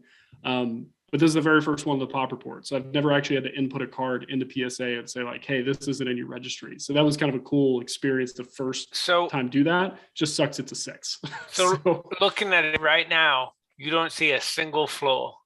Dude, I took the flashlight to it. I don't know about flaw. I mean, it's hard with MetaZoo cards because I'm not as versed in looking over them. But I mean, as far as cards in general, there's no lightning on this thing. Dent, no, scratches, that's what I look for. Dent is going to be the only reason it would be a 6. Is disputing a PSA grade a thing? If it is, it's probably a losing battle. I mean, really the only option I probably have is to crack this thing out and send it. But and to be fair, like I've looked it over pretty thoroughly, but it's still difficult when it's in the case. I mean, to an extent, I don't do the I don't know if you guys watched Leon Hart's video where he got his BGS returned.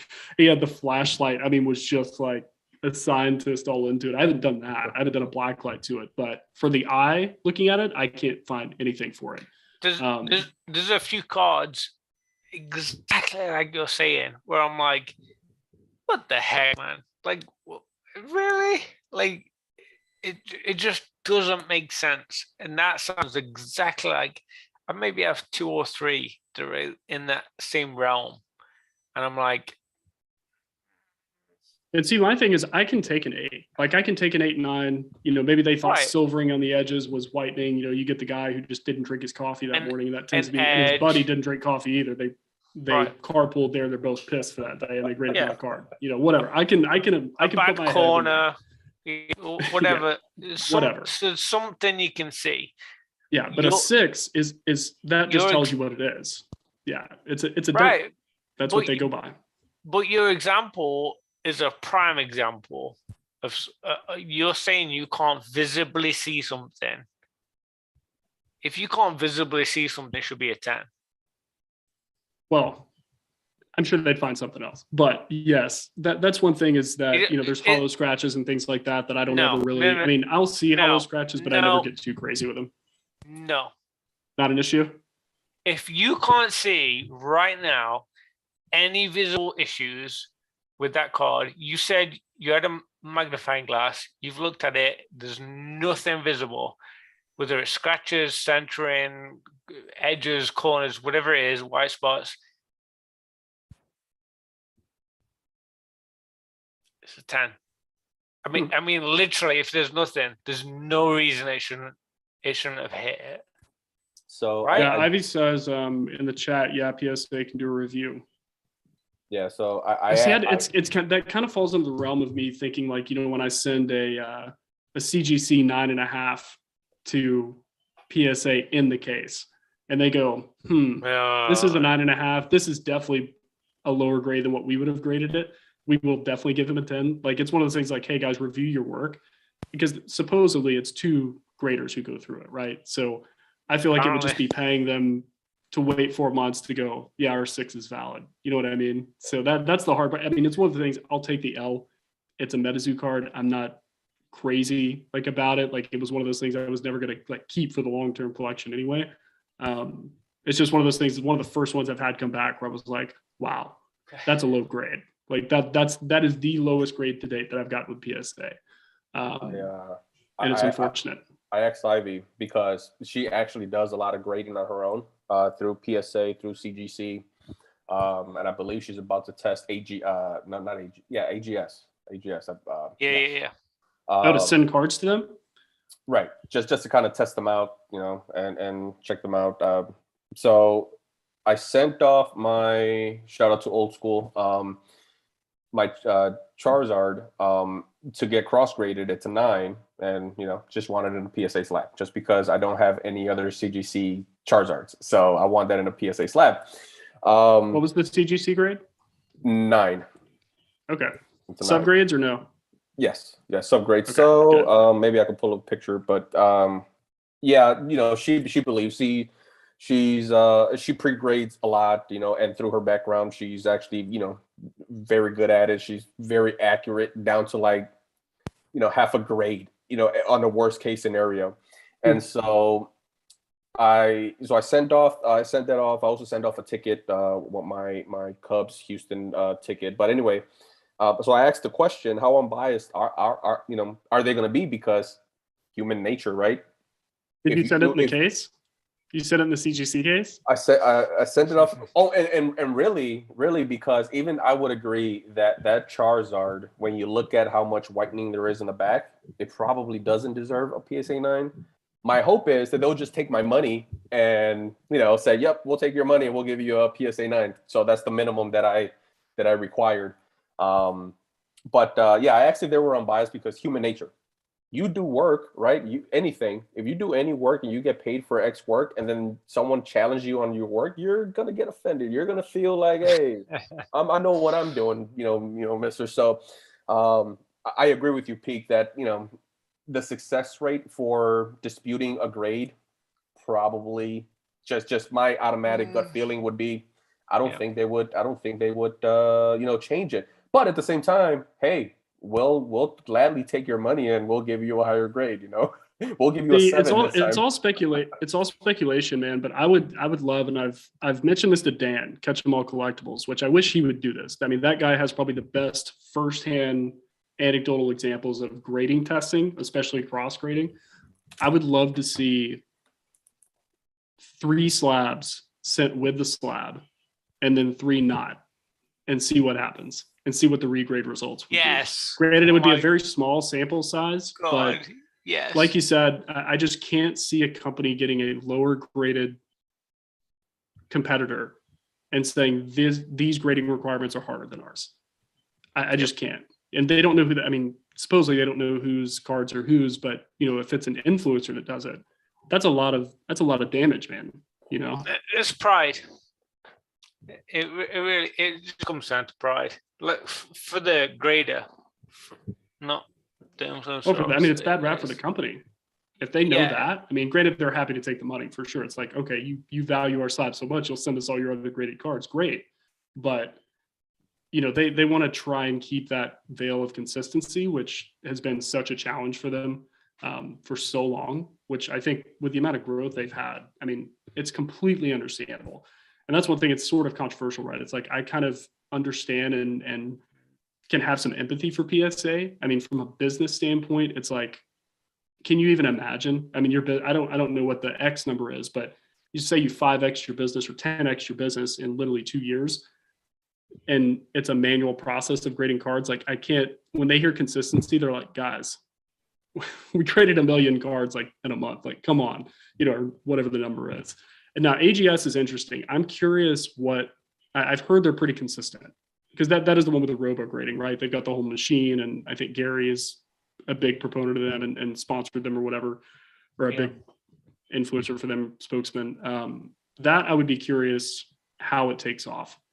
I know they've been around for a long time, I think, if I'm not mistaken. Do you know anything about them?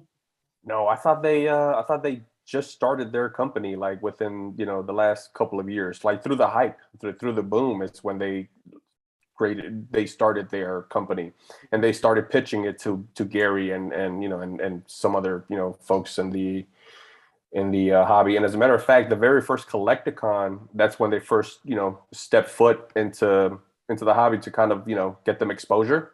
And that's when they reached out to Gary, and because Gary was going to be there, and hey, we would like for you to be part of this and whatnot, and then they were able to get Master P. And no, which if you're gonna get the pros opinion, man, come on. how He's do you just not been waiting. how do you not grade with a company that Master P is part of the board? That's Hey, hilarious. props to him, man. That is the way of the game now. If you can popularize grading something, and I mean really popularize it outside of the hobby. Can you imagine like a PSA commercial? Like it'd be insanity. Hey, Yeah, you still got those little cards in your closet? Cool. I'm a Snoop Dogg. I graded for my sure. card. Something like that. Like Oh my Exactly. so, there. gosh. I mean, it's a smart move. It's one of those things where, I don't know if everyone knows who Master P is, but if you grew up with Pokemon, you grew up with Master P if you were into, rap and hip hop. So the fact that now you see Master P, collaborating with a grading company, I think it's hilarious. I went Collecticon in Houston. Master P actually made an appearance, and he was up there on the podium, and he had the crowd. I mean, the same crowd that was up there for singing the Pokemon anthem and whatnot. Master P had that same crowd. He had them going saying, when I say everybody, and it was just so hilarious to me. The crossover, the transition from Pokemon over to hip hop. It was awesome. But I think it's very obvious. If you grew up with Pokemon, you grew up with, or at least heard of Master P. So yeah, I think that's pretty smart and pretty cool. Yeah, I just looked it up. Founded in February of 21. Oh, there it goes. Yeah. So very recent. Yeah. So it'll be interesting. I don't know of any other companies that have done, like, I think they call it robo grading, if I'm not mistaken, basically AI grading like that.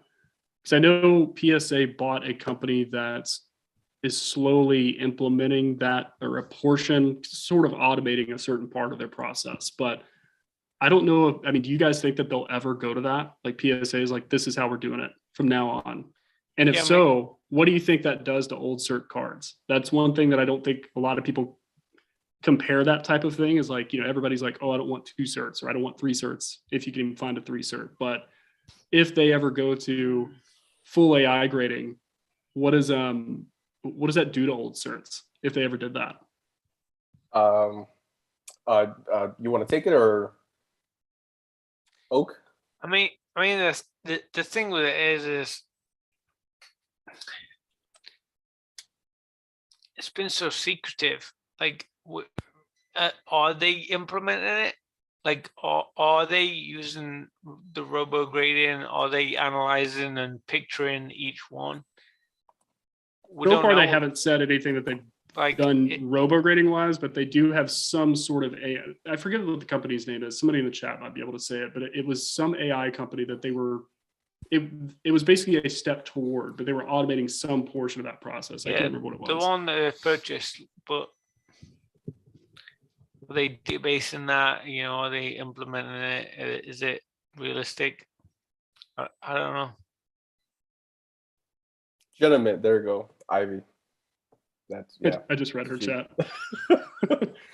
She's on top of it. She's Remember last week we on our last live we asked about the Ancient Mew, who the artist was, and it was like, I bet you any money Ivy's gonna come up with the answer, and she had it. Yeah, but, and then, go ahead. No, I was just saying, it's instant. But yeah, good encyclopedia. So, okay, so going back to the whole process of when AGS first started, King Gary and whatnot. Right. I think King Gary had a submission that he did with them, to try to review them. Good video too. And I thought that sub actually, and that review actually hurt them, because Gary was actually very disappointed in those grades. And if you're robo grading, right, and it's no longer subjective, right, it's very accurate, then every card now is not going to be a 9 or a 10, right? PSA, but it can kind of swing it can also swing the other way though. It's like what the black label is today. It's like if you are able to squeeze a 10 out, right, but that's very seldom. Yeah. It makes sense because that's BGS today, right? Nobody cares about anything less than a 9.5. Exactly. Yeah, exactly. So, yeah. And yeah, and so I love the slab, I love the label enough for me to test them out, but I would not want to send like my good stuff to them because I'm afraid that I'm going to get a low grade. It comes Right. down to that, right? It comes the whole CGC conversation. It comes down to is CGC going to grade it so hard that I'm going to get an 8, an 8.5, a 9? Whereas if I just send it to PSA, it's going to be a guaranteed 9 to hopefully a 10. And I don't know if you've noticed recently with CGC, there have been so many pristine 10s that they've been sending back now. I definitely, I don't know if anybody's acknowledged it on their side, but they've definitely changed something to where those are more rated. I saw someone recently, they had I think it was like a 10 or 12 card submission. They came back all 10s from CGC, which is right. crazy. Rock Pokemon himself had like 7, 8 of them, come back. That's who it was. Yeah, Rock had it. That's right. And so it's in my head, the way I digest that information, and I think the word on the Poke Streets is that they're rolling out their pop reports. Therefore, they need to beef up. They need to beef up their 10s, right? If that's the case, the way I look at them, at least before I can respect the fact that they're consistent, they're sticking to their guns, and they're going to grade the hell out of your card. They're going to be tough on your card. It is what it is. You like it or you hate it. Now, all of a sudden, you're going to be a little bit more lenient. Why go with you then? Now you just lost whatever respect you had. Forget whether you were popular with the hobby. Forget that your label is ugly and some people were on the fence about that. Now, whatever respect I had, even regardless of what opinion I had about you, I can at least respect the fact that you were very strict and you're going to stick to your guns. Now that respect is gone. So now, what do I care about your company anyway? Now, what do I care about grading with CGC? If now you're going to be lenient, because like you mentioned, the black label, at least you can always hang your head on, man, if I get a CGC 10, that's always going to blow up. That's always going to be top tier. Now they're all going to blend in. So imagine you mentioned the old certs, and then you can go ahead. You mentioned the old certs. Well, if you look at the old certs for CGC versus the new certs for CGCs in 10s, does that have an effect? Because if they were being tougher way back then when they first started, and it's a 10 versus a new age 10 that's more lenient, do you factor in more value for the older one versus the new? Because in PSA, I think it's the other way around, right? I think people are starting to lose. People are starting to lose a little bit of value for the older ones, and they want the newer stuff because they feel that PSA is grading tougher. I don't know if that's the case, but this is one of my favorite cards because of this. That cert. It's a 0 cert. And it's one of my favorites because of that reason, because it's history. It was graded in a time. Who cares about graded cards? But a lot of the emotion and feeling behind it is, I would prefer a 6 cert, 5 cert versus a 0 cert, 1 cert. I think the hard part with CGC putting out so many 10s, and so I didn't even think really about, and I probably should have put that together with them.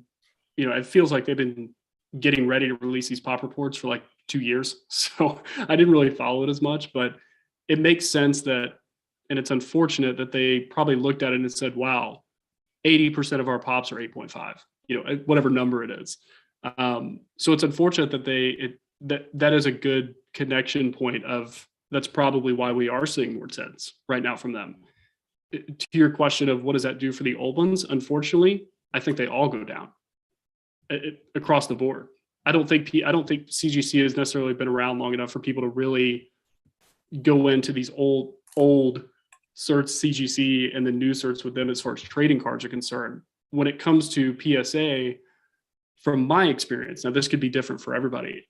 I've noticed small, cards that have older certs tend to go for slightly, less. When it comes to 10s, I don't see it as often. If you look at some of these Charizards that go for hundreds of thousands of dollars, some of them are 1 certs, 0 certs. Doesn't slow them down. It's a 10. That's what it is. Now, granted, that's a very extreme example, but you pop know, report from what I've or- seen, what is it? and the pop, because if you only have 400 copies of something that's very coveted, you know, Right. and the demand is so much higher, then it doesn't matter if that one at any point what cert it is or what grade it is at that point, you know. And some of those rarer cards, there were so many more raw copies then. So that's why some of these cards all have, for in the example I always bring up, the Ancient Mew 1 corrected, the Japanese version. I've never seen anything higher than a 1 cert, ever. And I've looked, that's on my radar all the time, trying to find a 10 in that, or just, you know, I have a 9, but I've never seen anything higher than 1 cert on that card. So I don't know where they are. I've never seen a raw copy up, you know, that's worth it really. But I think the main difference with AGS, or say if, you know, a company that hasn't done robo grading inserts that into their process, I think the issue is you have a full cutoff point of we always speculate if the standards have changed, but that is a full data point.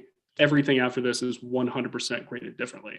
So I think that's the difference when you look at that, because it's almost like you're grading with an entirely different company, really.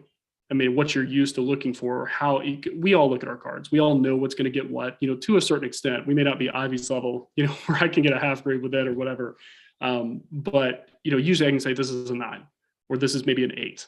Maybe it's a weak 9, strong 8, you know, something like that. But if robo grading comes in, that's going to take some time. And I don't know if people start getting higher grades like that, like going back to our AGS, like if you actually got a 10 from them, if you got a robo graded PSA 10, let's say hypothetically, I mean, is that not like the best of the best at that point? I mean, you literally can't, it's objective. Like you said, it's not a subjective thing. There's no coffee for the machine. You know what I mean? It's just a really interesting thing to think about. And I think that whether it would hurt it or not, the company, I think it would hurt it. I think it would do the exact same thing that, you know, like you said, if people expect like to never get it, it's something to chase. But then like if it's almost impossible, why would you ever send your good stuff to them? Like you said, you don't want to send your good stuff to AGS at that point, because it's like, well, they graded at 7.5 and I'll get a 10 from everybody else. Your value's gone. Yeah. AGS, is it 100% automated? Is it 100% robot? Yep. All of it. It's don't they have the eye appeal, or is it not them? Am I thinking of someone else? Because eye appeal, I don't know if I know be... PWCC has that as a filter. I still don't Yeah, understand what it is. Oak, I don't know if you know PWCC. Yeah, when they say sort by eye appeal, I'm like, is this somebody like a sponsored listing? Like, what am I looking at? I don't get what you're. There's a grading company that has eye appeal, Mm-mm. but it's not as a subgrade, but it is part of the grading process. That's unfortunate. It's not something anybody really actually uses. Like it's not.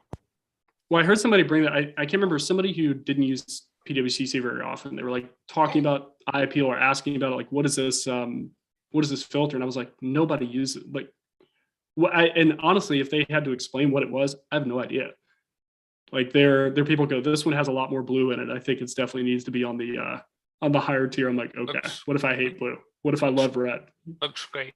Yeah. Yeah. Yeah. Well, it's like Uyama's Pikachu that I just picked up. Like I put that on my Instagram just the other day, and I used the Pokemon TCG Reddit as well, that subreddit. So I put it on there, and one of the guys commented on there. He's like, "This looks awful. I hate this. My 3rd grader could draw this, you know, whatever." And I was like, man, I didn't even take offense to it. I'm like, yeah, people either love this art or they absolutely hate it. So when you get into like eye appeal, it's just a whole new level of subjective at that point. But I don't know if anybody who's really buying on PWCC uses eye appeal. I don't even think I've ever clicked it. I saw it and I was like, that doesn't do anything for me as a buyer. Like, why do I care what you think about it? I'm the one buying the cards. So, okay. So, and you never clicked on it, you said. I never have either. Maybe I will test it. Like, what does that mean? Does that mean that they are actually holding X amount of cards that they feel have the eye appeal? And so whenever you click on this, you just get the higher level of eye appeal on their list based on their subjectivity?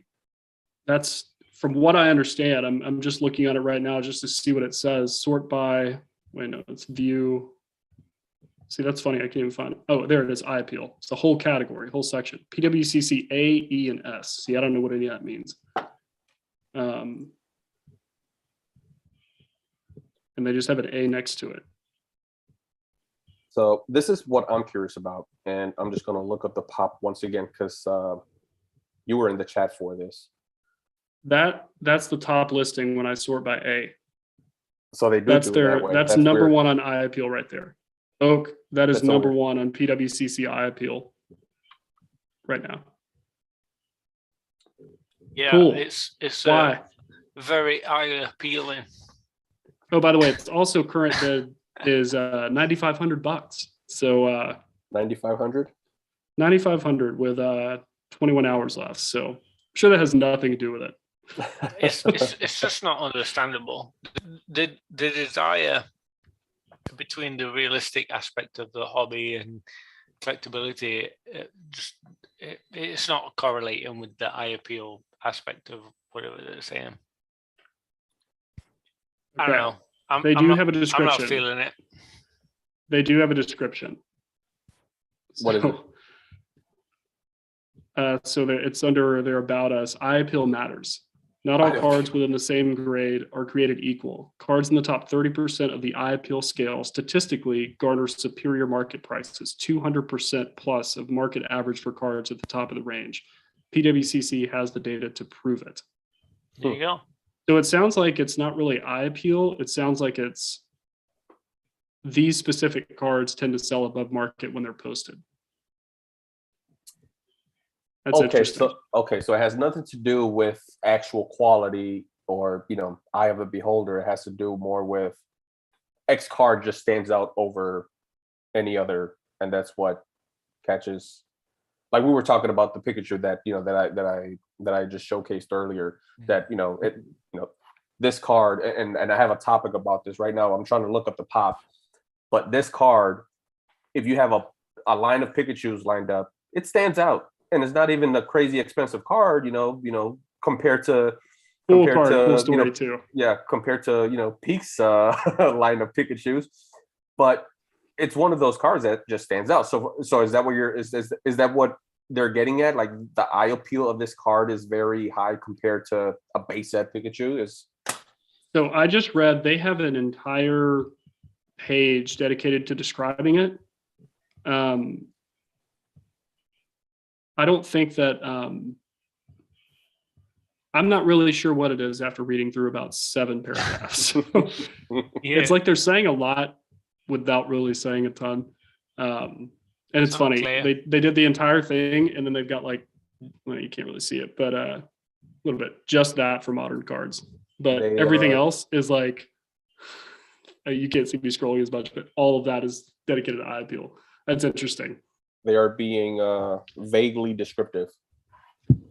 Yeah, it's odd. I don't know. PWCC gets a lot of hate, for what they do. I don't know if you guys caught Charlie and Jim Mint on Jake's channel. Did you guys both watch that stream? I was there. Which for anybody who is listening to this, I would assume you've probably stumbled across it because you're this far in the rabbit hole. But that is a 3-hour long masterclass on the hobby. I remember being so pumped when Jake announced that is those two guys are some of the most knowledgeable people, like Charlie, especially that was the one I was most excited about. It's a complete wealth of knowledge in so much time. So I'm trying to remember where I was going with that now. So one of the things that people talked about was the eBay vault. That's, all that stuff that they're launching. If you guys have looked into that, eBay actually. Not deeply, only because I don't really use it myself. But obviously, just the rumblings behind it and whatnot. Yeah, well, that was one of the things where I kind of I made up my mind almost immediately reading it. eBay is going to come out with a vault. You'll be able to sell from vaults in there. If you've got consignments, you got the Professor Oak consignment vault. You've got the basic vault. There's a lot of ways you can look at it to go, well, they're going to change this entire game. And because of what Charlie brought up in that stream, it completely turned what I was thinking upside down. He was like, do you really he was like, do you really trust eBay to take care of your trading cards? He's like, they can't even get stuff I mean, I don't think he really talked down on them very much, but he's like, look, man, customer service is not the number one thing they're known for.